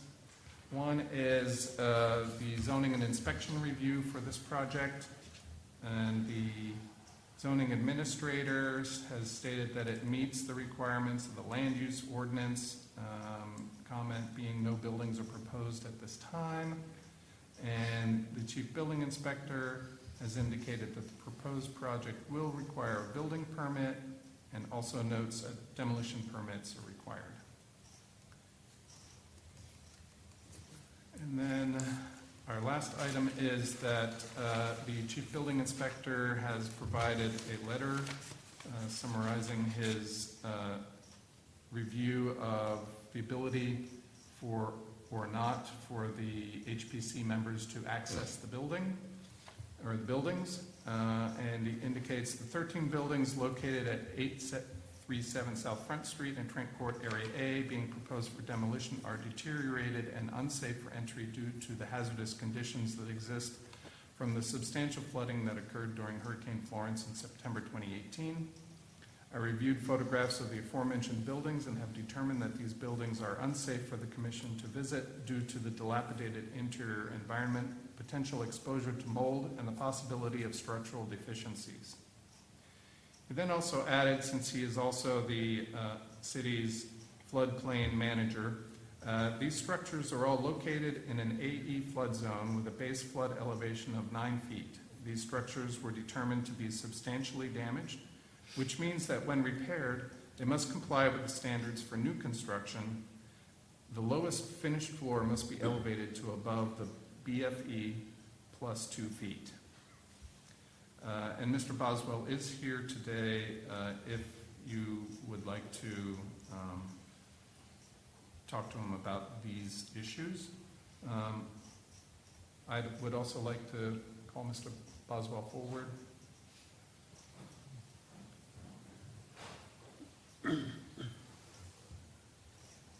Good evening, everybody. Good evening. Mr. Shelley did a great job of summarizing my memo there. Just a quick introduction about myself. I am the Chief Building Inspector and the Floodplain Administrator for the city. I hold a Level 3 standard certificate in all 5 of the inspection disciplines, and as he stated, I am a certified floodplain manager. Be happy to answer any questions you've got about the buildings themselves or the flood zone aspect of it.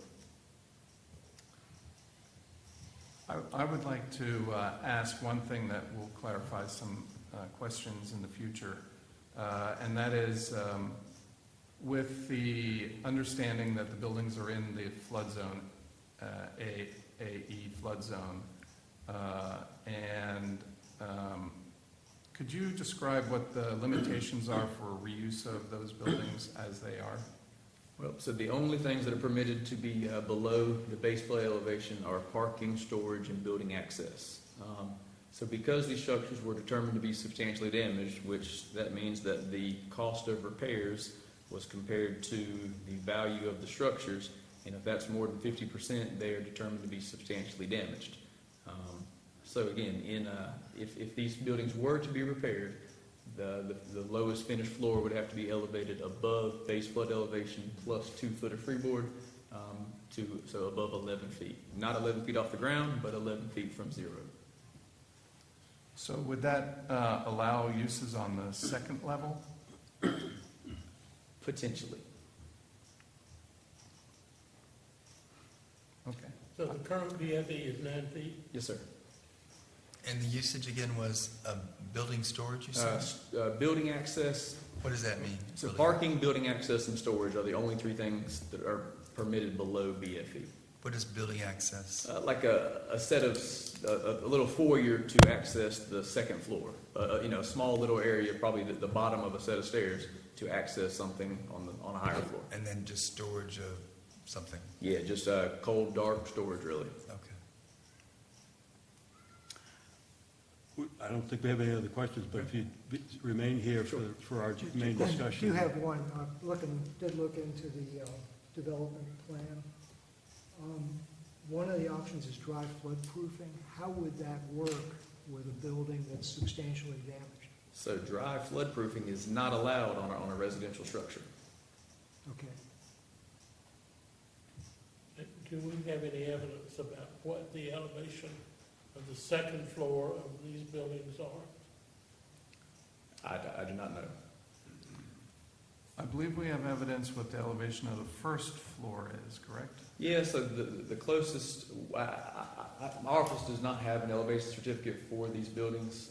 I was able to pull one from a building down the road, and their highest adjacent grade was about 7 foot.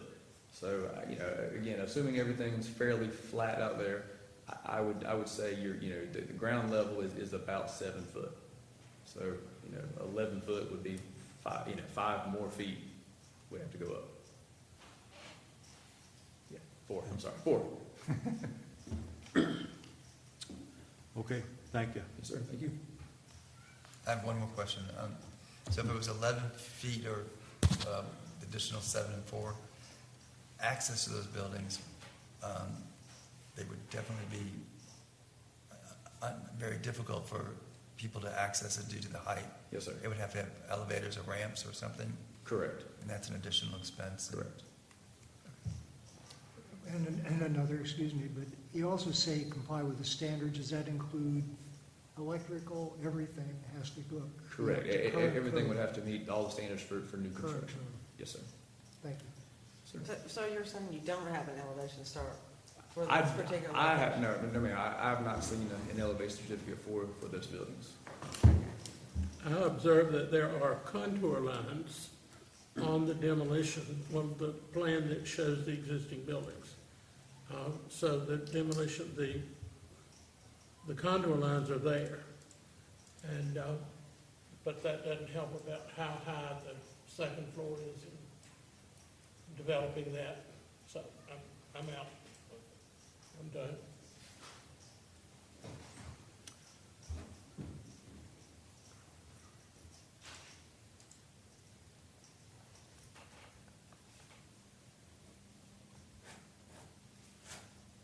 There's your 7, 6, 8 feet long elevation.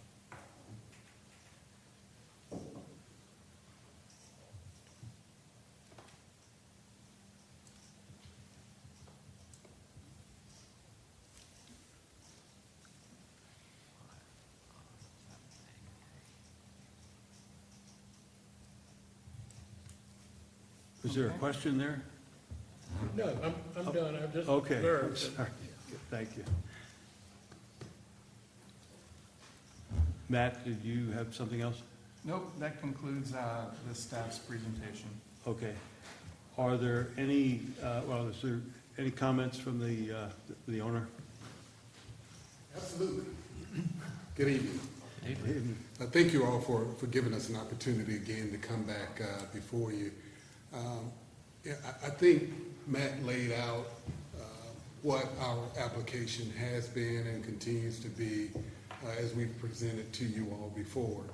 I think the additional comment from the SHPO office indicates two things. One is that, as you indicated, Chairman, that there's no specific building in New Bern that has statewide significance, which then also indicates in here that it indicates that if you were going to deny it, it was based off of a fact that there was a building that had statewide significance, which it doesn't in New Bern. So that's been addressed. As it relates to, they identified, and we agree with that, it is within your historic district. the architectural designs that they've indicated, there's no argument there. However, as indicated by the inspector and the documentation, and by FEMA's back when the flood occurred, and you all just heard that, FEMA has indicated that they're not giving any money to the community based on build back in place. The only way that they would give money is to elevate all the new buildings that would come back into the community. So we're not able, and even if they would allow funds to go towards building back in place, if it was not elevated, they've made it perfectly clear that if another flood happened again, that the development is not eligible for any additional new funding ever if you don't build based on those new standards and above that base elevation level. So we've already identified all of those things, and we went through all of that in our exercises when we submitted the application, and that's why we submitted the application for demolition and with the alternative to get FEMA funding to come back to the community and build back new. And even I'd like to even highlight that even prior to all my existence in the community and the work that you all did when you got the initial CNI grant, that was even before the flood. And so I know there's a lot of conversation referencing the CNI and the proposals that came there, but even with that, prior to the flood, the recommendation by the community through local charrettes was to demolish all of the buildings at Trent Court. And so that was part of the CNI plan, and with one condition, and that one condition was it was noted that there was a recommendation, not a requirement, but a suggestion and a recommendation to keep one building. That was prior to the flood. Since the flood, and what we're doing is coming back to you all asking for complete demolition to allow us to be able to get the funds from FEMA and to be able to develop new developments, a mixed income and a mixed use development back on that property that has a highest and best use that's beneficial for the overall community. The green space has been identified, and we're going to keep with that. Additionally, you all made recommendations, which we had already discussed with SHPO before, over a year and a half ago, of keeping the bar releases. So that's already a part of the MOA, that the requirement is to keep the bar releases, bring them back into some form in the new buildings that we build back, and as we've outlined now, into the park, into the green space. So we want to keep the history of the community. I think there are many ways that we can address the architectural nature and significance of what those buildings have represented, and we can do that in from a pictorial standpoint with additional pictures and et cetera on display within the green space to still be able to show and highlight the significance of those buildings and what they represented without us having to keep a particular building.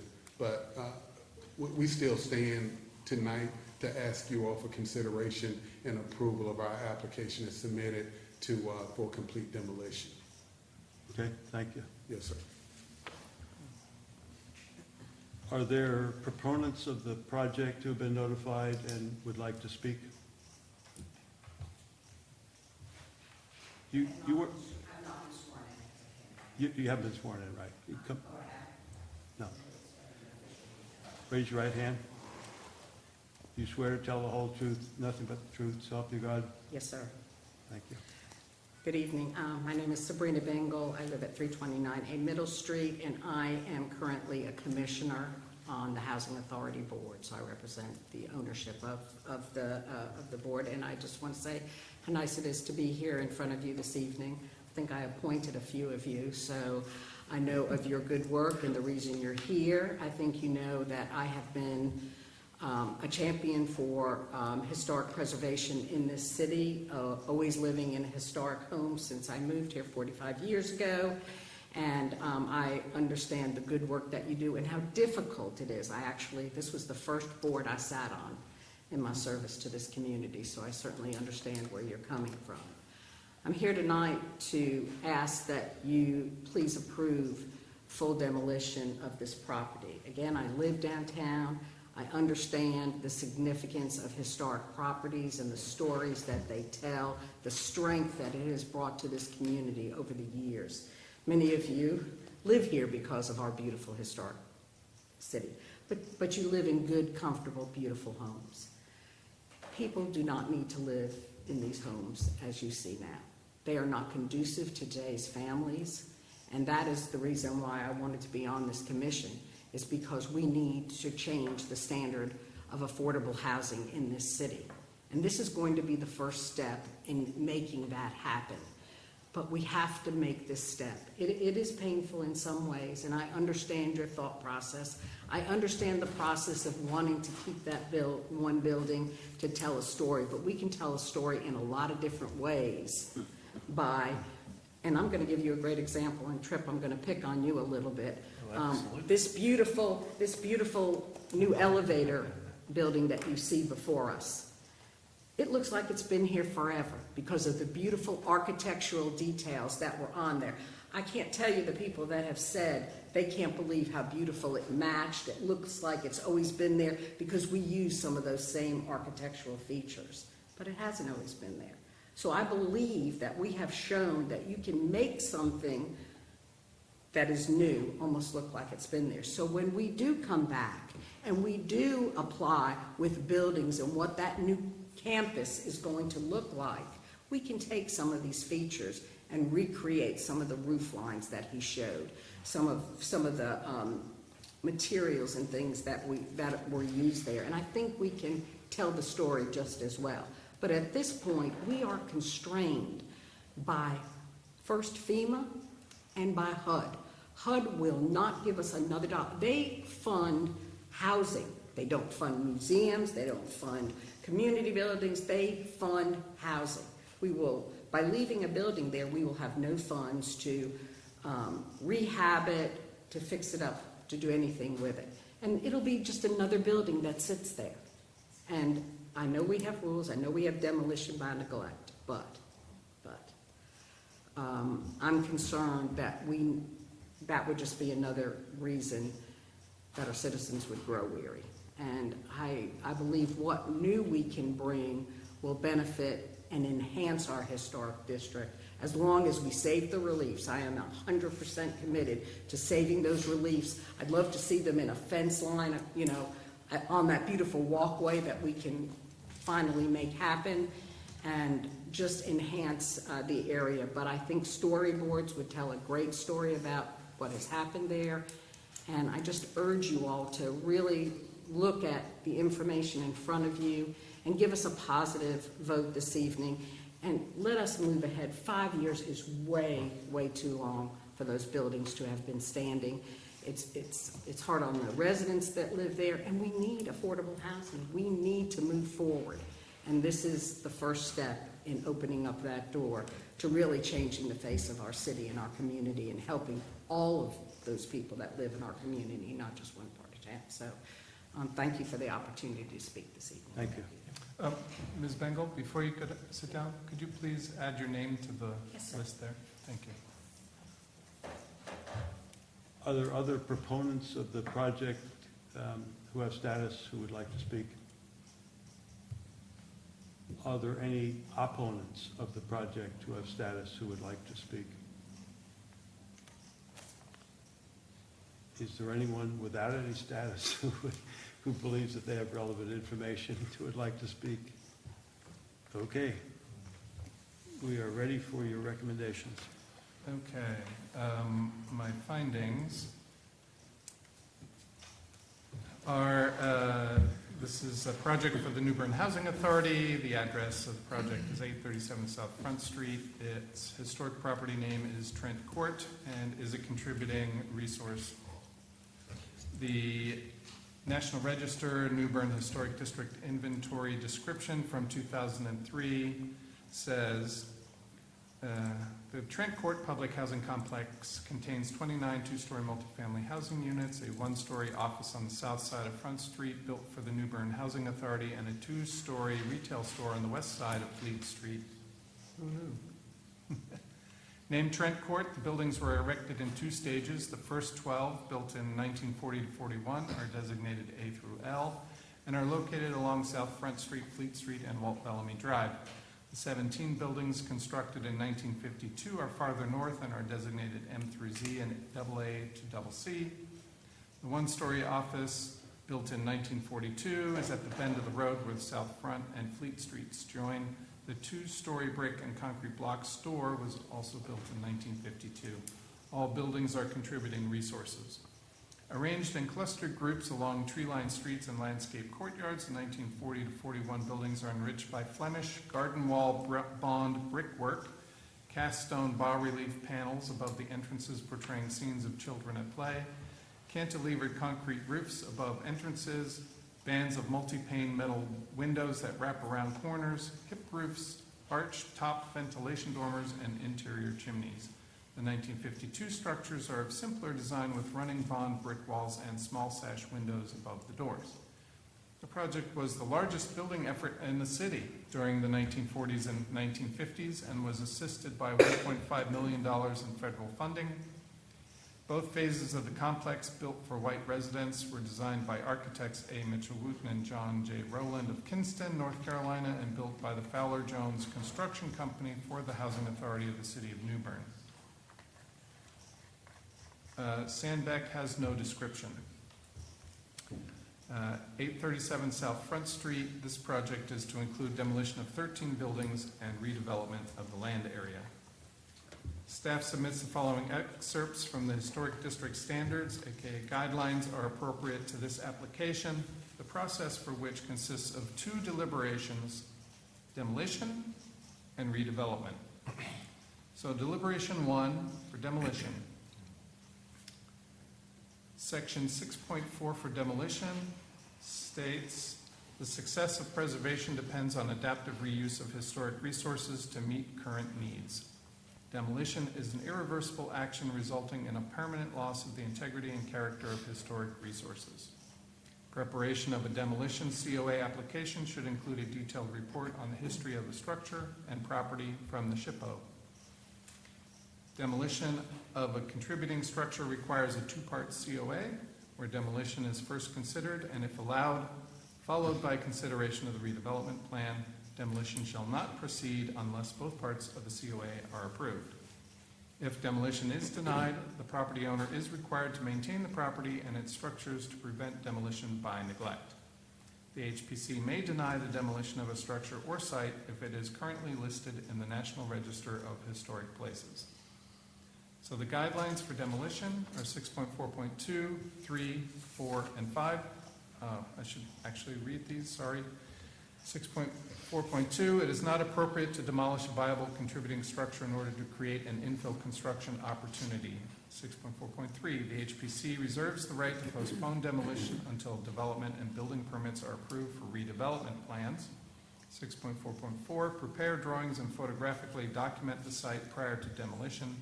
Include photographs of interiors, exteriors, architectural elements, and context within the streetscape. 6.4.5, notify preservation organizations and allow for the salvage of design components, architectural features, and building materials for reuse. For prevention by demolition by neglect, 6.2.1, perform routine inspections to evaluate the conditions of materials. 6.2.2, preserve historic design components and materials by implementing repairs appropriate for the substrates encountered. 6.2.3, repair historic design components by using patching, consolidating, reinforcing, and splicing methods that incorporate matching salvaged historic materials. 6.2.4, replicate missing and deteriorated design components with custom fabricated members that match the spacing, proportion, dimension, cross-section, and profile of material being replaced. 6.2.5, materials are to be replaced in kind when maintenance and repairs are warranted. Maintenance and repair of incongruent material is permitted. However, wholesale replacement of incongruent material with the same or another incongruent material is not appropriate. And 6.2.6, boarded windows and doors are not an acceptable maintenance and repair practice. Temporary approval may be given to board windows and doors temporarily until permanent repairs and replacements are implemented. However, boarding shall be painted or sheathed with pre-finished sheet metal. In addition, the guidelines stipulate, in rendering a decision on the demolition COA, the HPC should address the following three considerations. Consideration 1, to address the historical, cultural, and architectural significance of the structure. First, is it a contributing structure? Staff says yes, as indicated in the inventory in the 2003 National Register registration form for the New Bern Historic District. And Trent Court remains to be contributing structures as confirmed in the October 9, 2023 Technical Advice Report from the State Historic Preservation Office. Second, is it significant because of its historic use, an event, a person, a builder, or an architect? Yes. The 2003 National Register registration form for the New Bern Historic District indicates both phases of Trent Court constituted the largest building effort in the city during the 1940s and 1950s, were designed by architects A. Mitchell Wooten and John J. Rowland of Kinston, North Carolina, and built by the Fowler Jones Construction Company.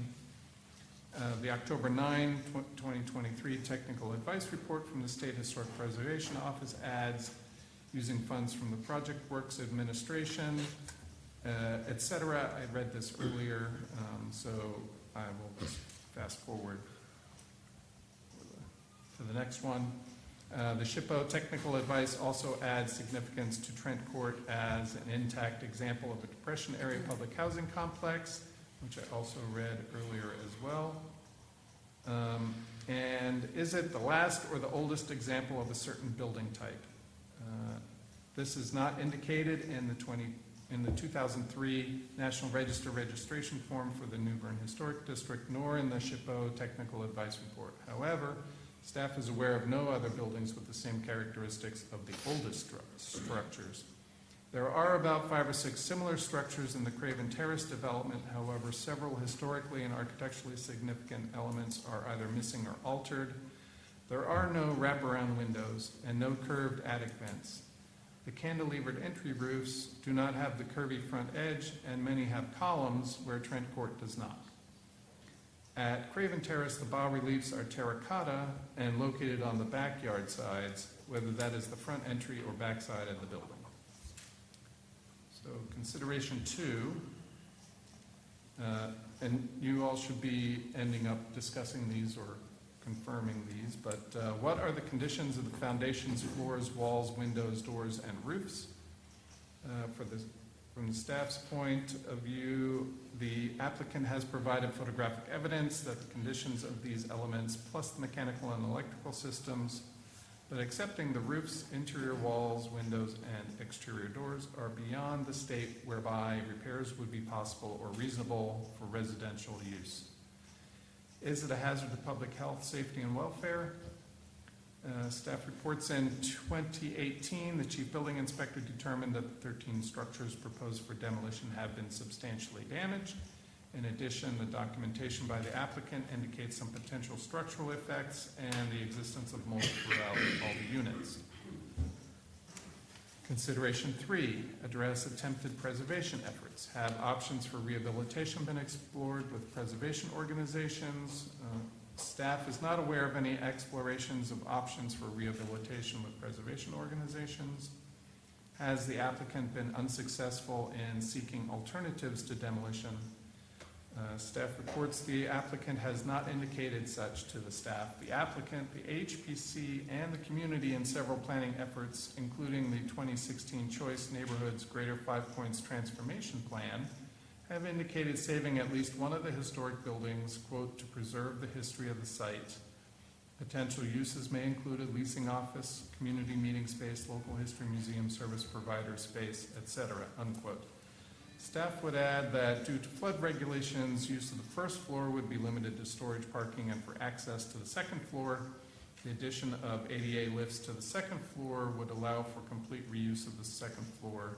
Dry flood proofing is also allowed instead of elevation. Apparently, it's wet flood proofing, not dry flood proofing. Have alternatives for structure relocation and sale of the property been pursued?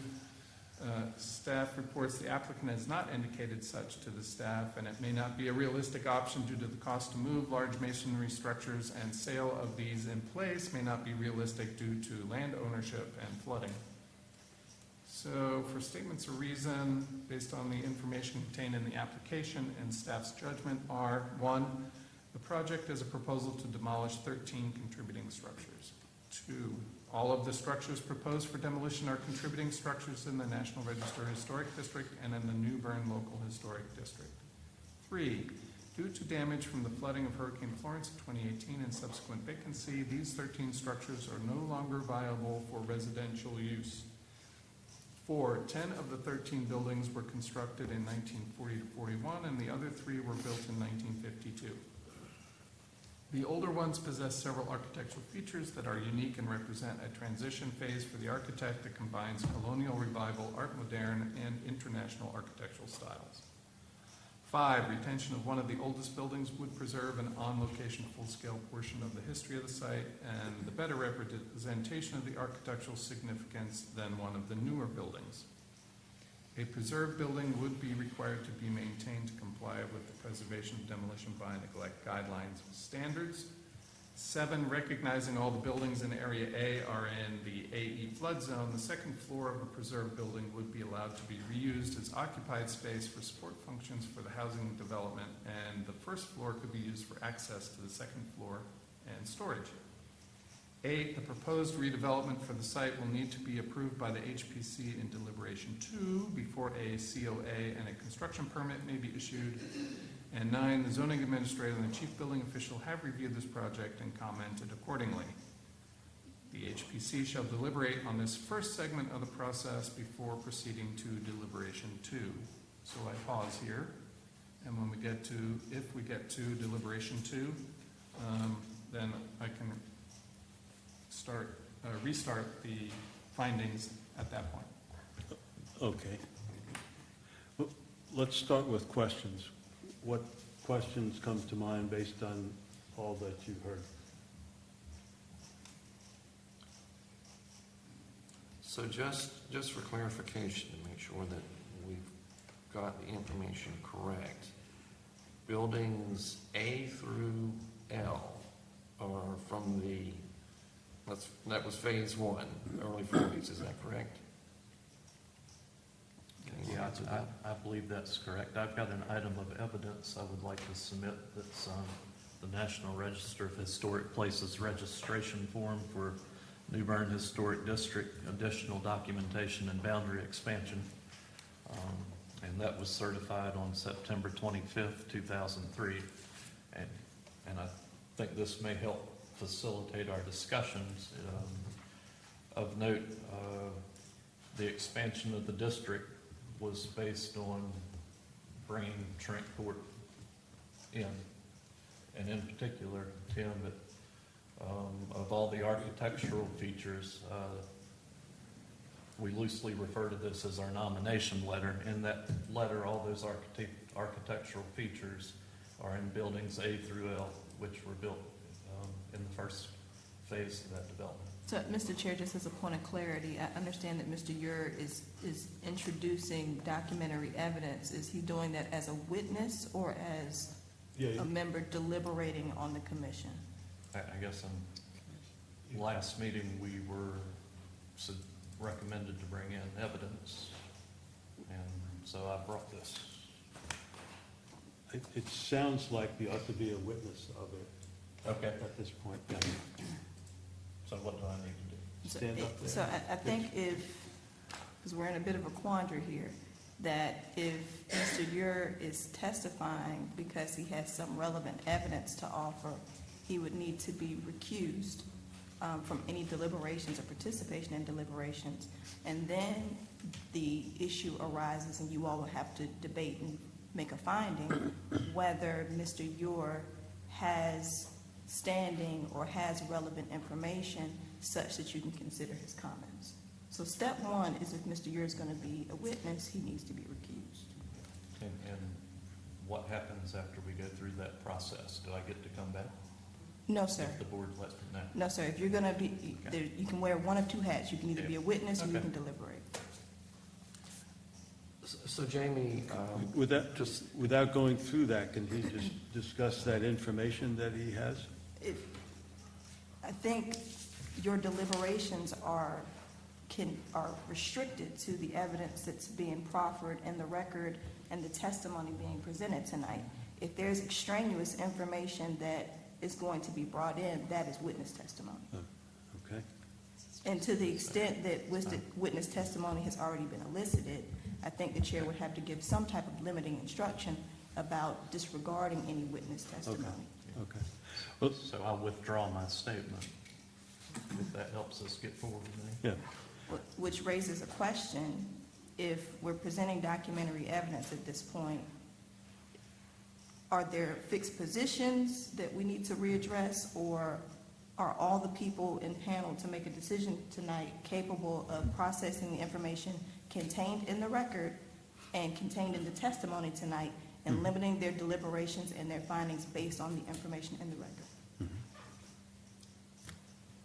that's what we said Yeah, originally. no decisions have been made. Yeah, that's what we said originally.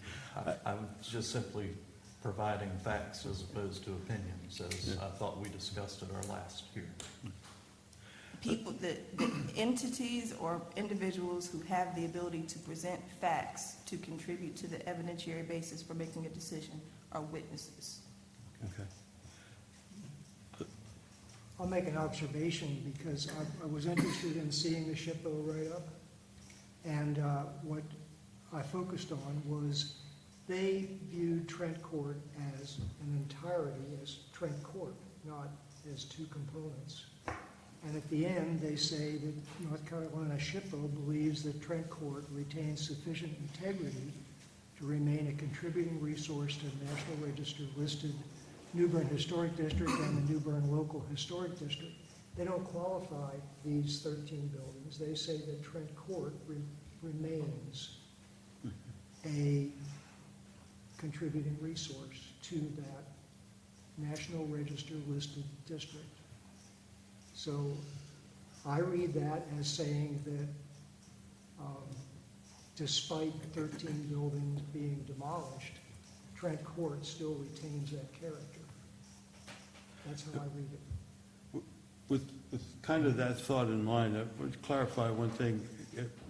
Buildings L and K are not in the demolition zone, but are of the same vintage and architectural integrity as the ones being demolished. Is that true? Can we have that statement there again? Yes. So, yes, those two are of the same time period as the, let's see, there's 10, the 10 that are in the front, not the two in the back. Yeah. Based on Matt's narrative, A through L is built in 1940 and 41. Yeah. So L and K are not in the demolition zone, but are in the population of houses or residences that we consider architecturally significant. Yes. Okay? And the building inspector's comments were welcome. And I do wonder, as a body, how we could dictate a use beyond the current use, which seems to be what your recommendation is to change the use of the building from residential. We don't have a recommendation. Your recommendation. No, we don't have any recommendations. We just presented the findings. They presented the findings, and we're here to sort through those Right, findings exactly. and reach a conclusion. The thought I just offered, I mean, a lot of the But debate. you have commented about reuse the first floor versus the second floor. You've Yes, that commented is- tonight. Yes. So how is that not changing the use? Well, it is, but it's not a recommendation. It's a fact that it can be reused. Okay, well, I mean, relative to the flood requirements. yeah, but you pointed out specific purposes it could be used for. Oh, The second floor. right, the transformation plan quoted from there, and they had a whole series of stated uses. That was a quote from the transformation plan, the choice neighborhoods plan. Which isn't presented tonight, Right, correct? the 2016 choice neighborhoods That's plan. not in evidence tonight, is it? No, sir, the choice neighborhoods plan is not in evidence. There's an excerpt, or I think maybe a 2-sentence quote that has been selected that's contained in a staff report. Matt, can you go to the top part of the SHPO letter? Thank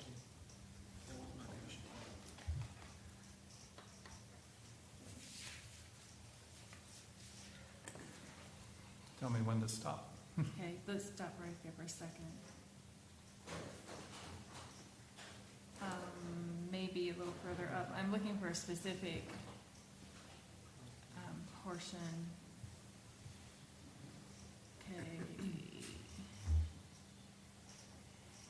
Okay, so in the very first paragraph, it talks about SHPO under this statute is non-binding and should not be considered an official ruling by our office or a determination regarding how the commission, I'm assuming that's us, Yes. should decide a certificate of appropriateness in this case. So I know the process was to get their feedback, but it is non-binding in our That's decision correct. here tonight. That's correct. I just wanted to make that clear to everyone in this room. They have it labeled as their technical advice. There's no rule that says we have to retain a building, and they haven't said that either. Right. We just have to determine as a group if there's enough historical significance to ask that one or more of these buildings be retained. I think that's the And simple for what it's question. worth, this is typically, anytime we ask SHPO for feedback on something, this is typically the way that they approach it. We're giving you technical advice, we're not telling you what to do. Yeah. Right, but they also, talk about maintaining the campus-like feel and structure, and what I want us all to be sure of, is that we're all keeping in mind, is that this is all their finding, but we're not bound by this document. You're correct, Ms. Sullivan, because this is a quasi-judicial process, you all are the finders of fact, and you evaluate each piece of evidence in the record, and you assign what weight should be assessed to any particular Okay, piece of evidence. I accept that. I'm not saying that I'm trying to speak for everybody. I'm just saying that should not be overlooked in all of our discussions tonight, because it is one piece of this project. Right. I have a question. What is the age of the other buildings and the rest of the complex? When were those built? They were built in 1952. So only 7 years difference, or No, 11. 11 years difference. Can Even I K and L? I'm talking about the whole complex. The rest beyond K and L. Yeah. So two buildings to be retained, K and L, are in the same period as the ones to be destroyed. Is that correct? It's not So much. retained is perhaps the wrong word to use. It's not in the application. It's not in the application. Right. And- Two of and- those buildings. They are architecturally different. And they are architecturally the same as the oldest buildings in the phase or area A portion of the complex. But they have no bas-reliefs, is that correct? They do have bas-reliefs. Okay. Can I see the definition from the guidelines? We had the definition of the guidelines for demolition in there. Can we pull that up again? I think there was something about use and significance, and I so gotcha. is that possible? Yes. We could get the guidelines about it again.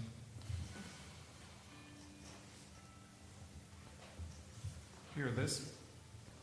Yeah.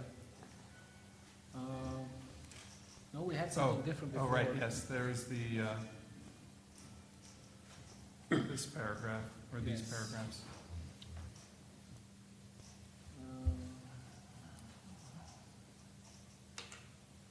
And this comes from the guidelines. I think it was something different. Didn't we have the full, I don't remember exactly what it was, but it stated something about demolition and the benefits of why something is being demolished. Can we have something else? I can go down to the guidelines here.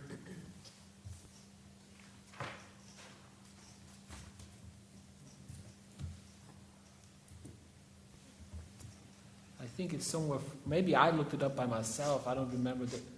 I think it was 6.4.1 or 6.4.2. I don't have the guidelines here right now. Okay. What was the point, though? What was your understanding? Well, I think there was something in there that if demolition is asked for and it has some justification with it, I'm running out of words right now. It's sometimes my problem. Yeah. But if we could get 6.4.1, I think it was in there. 6.4.1 is not relevant. It refers to demolition of a non-contributing structure.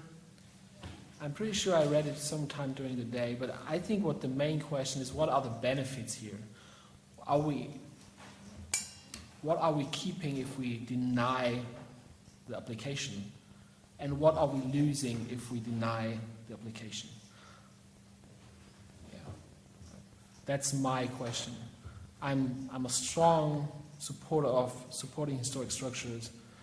There's also a need for people and housing. Mm-hmm.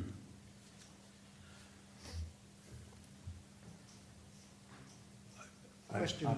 I'm not sure it's Let's understand the guideline. question. Yeah, I'm not sure it's guideline related, but there's a need for public housing. Yeah. Yeah. To the chairman's question, so the answer to, is this the last or oldest example of a certain building type, which is consideration one? So because of K and Mill, Right, that's not the case. right. That's Correct. not the case. No. And I know that at some point in time, they may want to Eventually, deal with that, but that's a question for another board at another day, I think. But for right now, there will be existing buildings that are architecturally the same as the ones being destroyed. and I think there are also buildings in Craven Terrace, which is mentioned. Yeah. And I believe a building was retained there for display, I guess. Are there other questions and points of view that need to get on the table?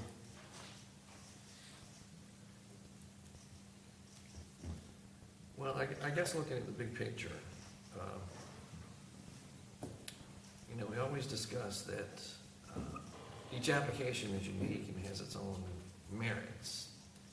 And as an HPC, we're usually dealing with a much smaller track. And typically, it's one structure, maybe two structures on the track. And we're usually dealing with a single applicant, or at least a finite set of applicants or stakeholders, or what do you want to call them. We always, when it comes to demolition, we always have the option to encourage the property owner to sell the property so that someone else can rehab it. Well, this situation is absolutely unique. Mm-hmm. I've been on the HPC for a number of years. Tripp, you've been on the HPC for a number of years. Jim, I don't think we have ever seen anything of this scope and this nature. It's just so unique, and I don't think we'll see anything like this again. So this is one of these things where it doesn't necessarily fit into the guidelines as we normally process this. We've got multiple buildings, large buildings. This thing is in a floodplain. We've got multiple government entities. Yes, the New Bern Housing Authority owns the property, but funding comes from another source. So even if the outcome was to deny it, how do we, what's the next step? Are we going to approach HUD about prevention of demolition by neglect? So there are a lot of things here that just do not fit into the normal path that we go down when considering demolition and redevelopment. And there are So- some good reasons for proceeding based on the information in the application, and particularly in regard to the condition of the buildings. Yeah. So, That's all true. I think in a broadest perspective, our charge is to preserve the history and the structures we have. Right.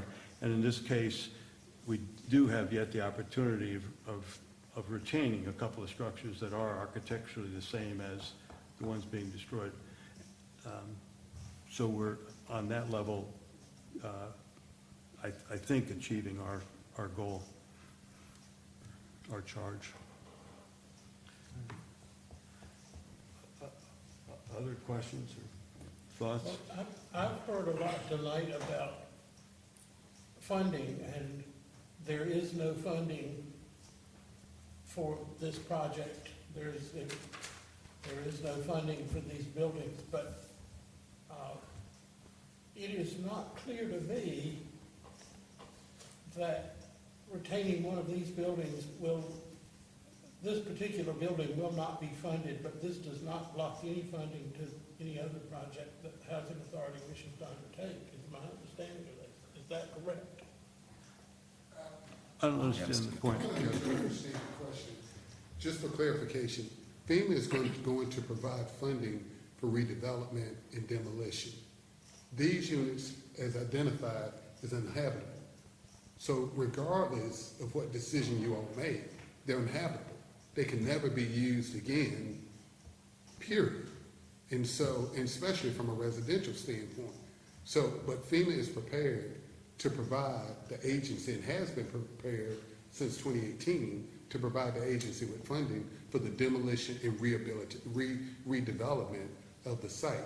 That's what is at stake here. We got to get past step one, which is where we are, and that is to get approval for demolition, where we can move on with FEMA to get the commitment of the funding to be able to demolish the units and redevelop the site.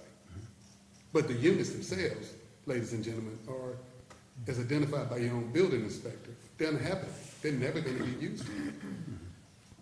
Okay. Reggie, maybe you can help me out. This is the first phase. Will there be future phases of development on the remainder of the property? So I want to make sure that, for the sake of discussion tonight, I want to keep us in a silo, because I'm cautious, because I don't want to go down a path that we're not yet at, and then you make a decision based on something that we've not even submitted to you yet. So I want to keep us focused on the application that's at hand and not answer that question because of that reason. Okay. With all due respect. Yeah, it's okay to be evasive. I'm I'm all really right not. with that. I I just find that evasive myself. Yeah. No. But I've been mean- here with you all for over a year. So we've And got we can't go to phase two because we've not even submitted a phase two application to you yet. And I don't want you to make a judgment decision on a phase two that we've not even submitted. So I'm not being evasive. But you're saying there is going to be a phase I'm not- two. there's a public plan called the Greater 5 Points Transformation Plan that I can't find a way to talk about at the moment. And you all can look at the Greater 5 Points Plan and look at it from that standpoint. I'm just trying to make sure, Okay. please, all I'm trying to do is just make sure that we stay focused on the application that's at hand. I get where you're trying to go, but I also don't want you to back me I into don't the want wall. you to back it. Let me ask it another way. Is this the first step in a process of many more steps We hope so. for redevelopment We hope of so. Trent Court? Yes, sir, we hope so. And obviously, those future steps are going to come back to us. Absolutely. We have to. Yeah. Well, I'm going to ask my question again. If we require you to retain one building, are you saying that there will be no FEMA money for demolishing the rest of the building? There'll be no FEMA money No, for sir, this? that is not, no, sir. That is not what I said. Thank you. Yes, sir. No, sir, that's an answer. A question But, there. but I think the point is, as indicated, the unit can't be used for residential, and we won't have money to maintain it and to fix it up. And so it can't be used for residential use, and your policy now doesn't allow it to be used for non-residential use. So we're both in a quandary as it relates to keeping that one building. But we don't have the funding to keep that building up. after, because as the commissioner indicated, HUD provides us money for operations on housing, not on commercial space. Understood, and we don't make decisions based on, We understand you that, and we know, respect cost that. and funding. No, no, no, Just we as a- we respect that, but at the same time, But because I we're think talking you've about submitted commercial some, use versus I think you've residential. submitted some very good evidence for why the buildings indicated should be demolished. Yes, sir. Thank you. Thank you. Perhaps so we could debate the motion, I'll make a motion. Would you be willing to make a motion? I move we find the application for 837 South Front Street to be not incongruous with New Bern's Code of Ordinance, Section 15411, 15429, and New Bern's Historic District guidelines based on the following specific guidelines and findings of fact. The HPC has considered the considerations for demolition. Consideration 1, is it a contributing structure?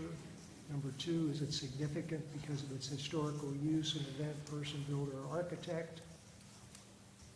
3, is the last or the oldest example of a certain building type? And then in consideration 2, about integrity of the structure, what are the conditions of the foundations, floors, walls, etc.? Is it a hazard to public health and safety and welfare? In consideration 3, address attempted preservation efforts. Have options for rehabilitation been explored? Has the applicant been unsuccessful in seeking alternatives? And have the alternatives for structural relocation and sale been pursued? Findings of fact: the project is a proposal to demolish 13 contributing structures. All of the structures proposed for demolition are contributing structures in the National Register Historic District and in the New Bern Local Historic District. Due to damage from the flooding of Hurricane Florence in 2018 and subsequent vacancy, these structures, 13 structures, are no longer viable for residential use. 10 of the 13 buildings were constructed in 1940 to 41, and 3 others built in 1952. Retention of one of these, so I'll skip that.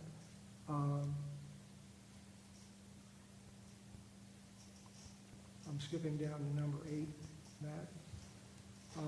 The proposed redevelopment of the site will need to be approved by the HPC in deliberation before a COA and a construction permit may be issued. And last, the zoning administrator and chief building official have reviewed this project and commented accordingly. Second. Been moved and seconded, we approve the application. Is there discussion on the motion? Based on our prior conversations and where some of our conversation has gone tonight, would it not benefit both the public and our board and the applicant to identify a building even if it's not amongst the 13 buildings to be demolished? And that's just a question. She has an answer. Mr. Chair, I see you pointing at me. The only buildings that you have jurisdiction over at this point are the 13 buildings contained in the application. Okay. So it's not beneficial. Right, what are we gonna do? I move that we accept the application as is. Okay, So there's- let's do there's a one at a motion on time. the One at a time. You know, I think an argument could be made for saving a building, and the applicant has made a very compelling presentation of why the building scheduled for demolition should not be adaptively reused. And just trying to help the applicant move forward, it would, if I were in their position, I'd like to know, or I'd like the opportunity to choose, you know, a building if that were the decision that were before us. But that's only a suggestion. Yeah, Okay. I'm happy to move on. Okay. Let's Mark, move you have a forward. question? Already clear. I was just asking about the documentation and how it's going to be finalized, or is that the final form of the What So was- when we have a permit for demolition, there's gonna be a documentation about the whole building's interior, outside, and, Yes. I think that's in the application. Yeah. Unless you're well, asking is for that, something is that, that's. is that it? He has, I he think has, so. No, so those were excerpts. What I left out were the original blueprints for That's the what I, yeah. original buildings, which included floor plans, elevations. Were there some sections and details in there, Mr. Ford? Yes? Yeah, my name is Trent Court. I'm with Stockton Architecture, assisting the New Bern Housing Authority. And as Matt knows, we submitted a Section 106 review for the State Historic Preservation Office, which prompted their letter recommending the Housing Authority move into a COA at that point. So they seemed respectfully happy with the documentation that we provided based on the conditions. So, but yeah, there's And then there were additional sets of plans from subsequent years for revisions and remodels, I believe. There were so many plans, I can't even remember them all. That's just something that I would have added to it. That seems to be. Okay. the Housing Authority was able to find some plans. A lot of the documentation that we were able to provide Shippo and Matt with were actually photographs of the roofing project that we had done when we were in town. The previous administration wouldn't release the documents because of the significance, so we did a lot of photographing to try to preserve those. But since we've got additional documents, we've actually gone ahead and had those scanned and archived electronically. So we are in possession and in control of all of those documents. They're all electronic. That answers my question. Okay. There's a motion, second on the So floor. just to clarify, do we have electronic copies of the original blueprints? Yes. Okay, because that's an important historic artifact to Yeah. hold on to. Matt should have copies to the extent that they're available, Correct. Yeah. Okay. not necessarily comprehensive, Right. but to the extent that we've been able to say. okay, other discussion on the motion? Okay, I'll call for the question. All in favor, state aye. Aye. Opposed? Motion carries. Okay, we're on to the next step.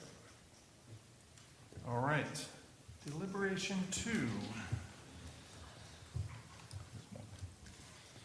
For redevelopment, staff submits the following historic guidelines are appropriate to this portion of the application based on the plans and descriptions provided at the time of the preparation of these recommendations. For the guidelines for public and open spaces, that'd be 2.2.1. Introduce public art, statuary, artifacts, memorials, and fountains as focal points in spaces that do not obscure historic buildings or their architectural features. Consider the scale and historic context of art features when determining the setting and location. 2.2.2, incorporate streetscape furniture and pavement treatments recommended in the New Bern Urban Design Plan when improving sidewalks and streets within the right-of-way. Furniture, trash receptacles, mailboxes, newspaper racks, and similar elements shall be of a scale that does not detract from historic properties. And thirdly, 2.2.3, locate buildings and play equipment in the secondary and tertiary ABCs. Do not obscure historic buildings or their architectural features. Points of HPC policy. The policies and rules of procedure adopted by the HPC for evaluating a redevelopment plan includes only 2 sentences. Any new construction proposed for the site will be evaluated based on historic guidelines for infill construction. And a redevelopment plan must include the following items as conditions for approval of the redevelopment plan. 1, a review and preliminary approval by the chief building inspector, and 2, a reasonable time frame for completion of redevelopment. Staff submits that the proposed open space improvements are an acceptable redevelopment since it is located in an area indicated in discussions with the applicant at HPC design review meetings that the area south of South Front Street would ultimately become the open space amenity for the final redevelopment of the entire Trent Court tract. As proposed as open space, this would not need any evaluation by the HPC as an infill project, nor by the chief building inspector, however, may need a time frame for completion. Statements of reason, based on the information contained in the application and staff's judgment are: 1, the project is an open space project located in the waterfront development pattern. 2, the proposed design components and materials meet the requirements of the guidelines. And 3, the zoning administrator and the chief building inspector have reviewed this project and commented accordingly. The HPC shall deliberate on this segment of the process before issuing one COA for both decisions.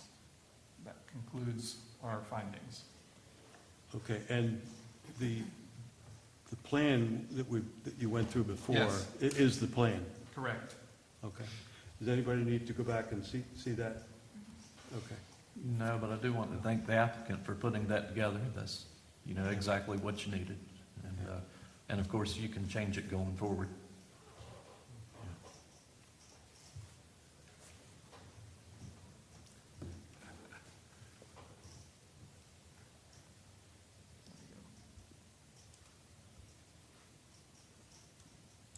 If we're discussing it, I think it looks good. I was encouraged to see the plaque, and I'd just point out Craven Terrace has the beginning of the African American Heritage Trail, and I think it's a logical flow to include this. How many other medallions are there? We've got a total of 33, I think. Oh, wow, okay. But we also, You need to bring it. But they might, it's 33, but just to, besides what we're gonna put in the green space, we committed in the SHPO MOA process to incorporate those bar releases into the new buildings that we plan to build back as well. Can you explain to you with the gray area, I guess, it looks like parking spaces, right? That's existing parking spaces in the right corner? that's where the If building you're is. referring to the actual Yes, plan that. itself, Yeah, what Matt's pointing to is an existing parking lot Okay, that's what I want to know. that has accessible spaces and whatnot that the city uses as well. And the other, Current status. the other gray area on the left side is, That's an existing basketball Okay. court. great. And I the, appreciate this addition. This is a good visual, gives a really good feel for where you want to go with that. So, Thank you for your comments, because your comments helped us also lay out that plan a lot better, so we appreciate that input as well.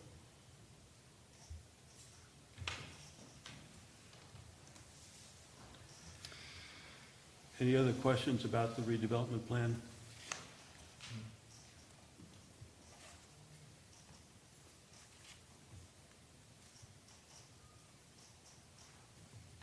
Motion to approve the redevelopment plan. Mr. Chairman, I'd like to make a motion that we find the application for redevelopment for certificate of appropriateness for 380, what's the address? 837. 837 South Front Street. Thank you. To be not incongruous with New Bern's Code of Ordinance, sections 15-411 to 15-429, and New Bern's Historic District Guidelines, based on the following specific guidelines and findings of fact. Since this is basically doing demolition and then converting it to open space, the guidelines that are appropriate are guidelines for public and open spaces, 2.2.1, 2.2.2, and 2.2.3. In the event that the area is redeveloped with any kind of structures, then there needs to be an application for those structures based on the policies and rules procedure of the HPC based on any new construction proposed for the site. The statements of reason, Findings of fact. I'm sorry, findings of fact. The project is an open space project located in, I'm sorry, I gotta zoom this out a little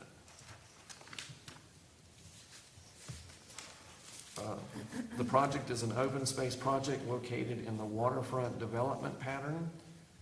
The proposed design components and materials meet the requirements of the guideline, and the zoning administrator and the chief building inspector have reviewed the proposal and made appropriate comments. Second that motion? Second. Candace? Okay. Any discussion? All in favor, state aye. Aye. Aye. Opposed? Motion carries. Need a motion to issue a COA. So moved. Second. Moved and seconded, we issue a COA for the project. All in favor, state aye. Aye. Opposed? Hearing none. COA can be issued.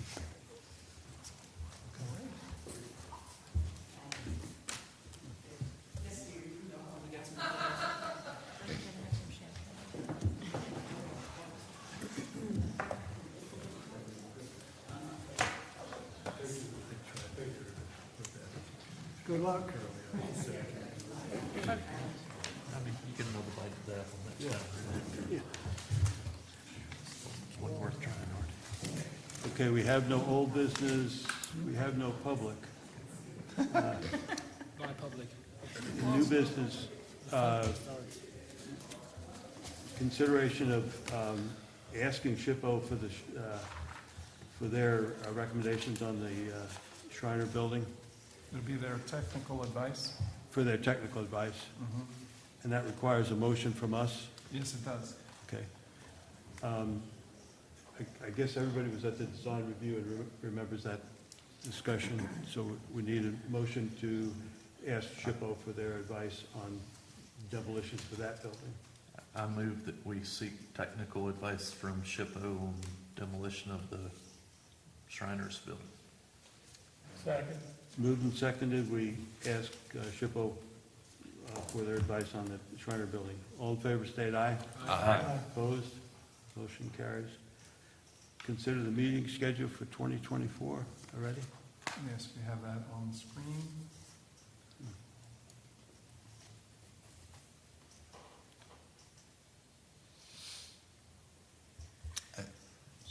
It's It a looked like straight, there were no deviations from. that's our- correct. Great. There were no deviations. There was one potential question with Juneteenth, but that was resolved with, temporarily at least. Last year, Juneteenth was not a day that the city was closed, but was given to the employees as a floating holiday. Hey, if I can go back on the request to SHPO, I believe demolition was one of the potential ideas, correct? So it's a potential demolition. Right, so we. It's not anything that they asked for. That's right, we asked for their report on the interior and exterior of the building. Okay, so I just don't say demolition of it. No, Yeah. but they do require a copy of the COA requesting the demolition, so that will be. Does someone know, do you know out of your head when the building was built? Yes, 1950, it was 1950, and then was some additional work done in 53. Go by that and the doors are open. Yeah. I was curious, if you can't go in there, why do they leave the doors open? They were taking things out.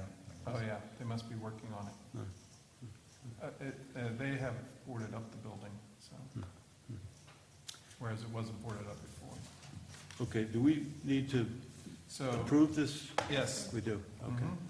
So, motion to approve this as meeting schedule for 2024.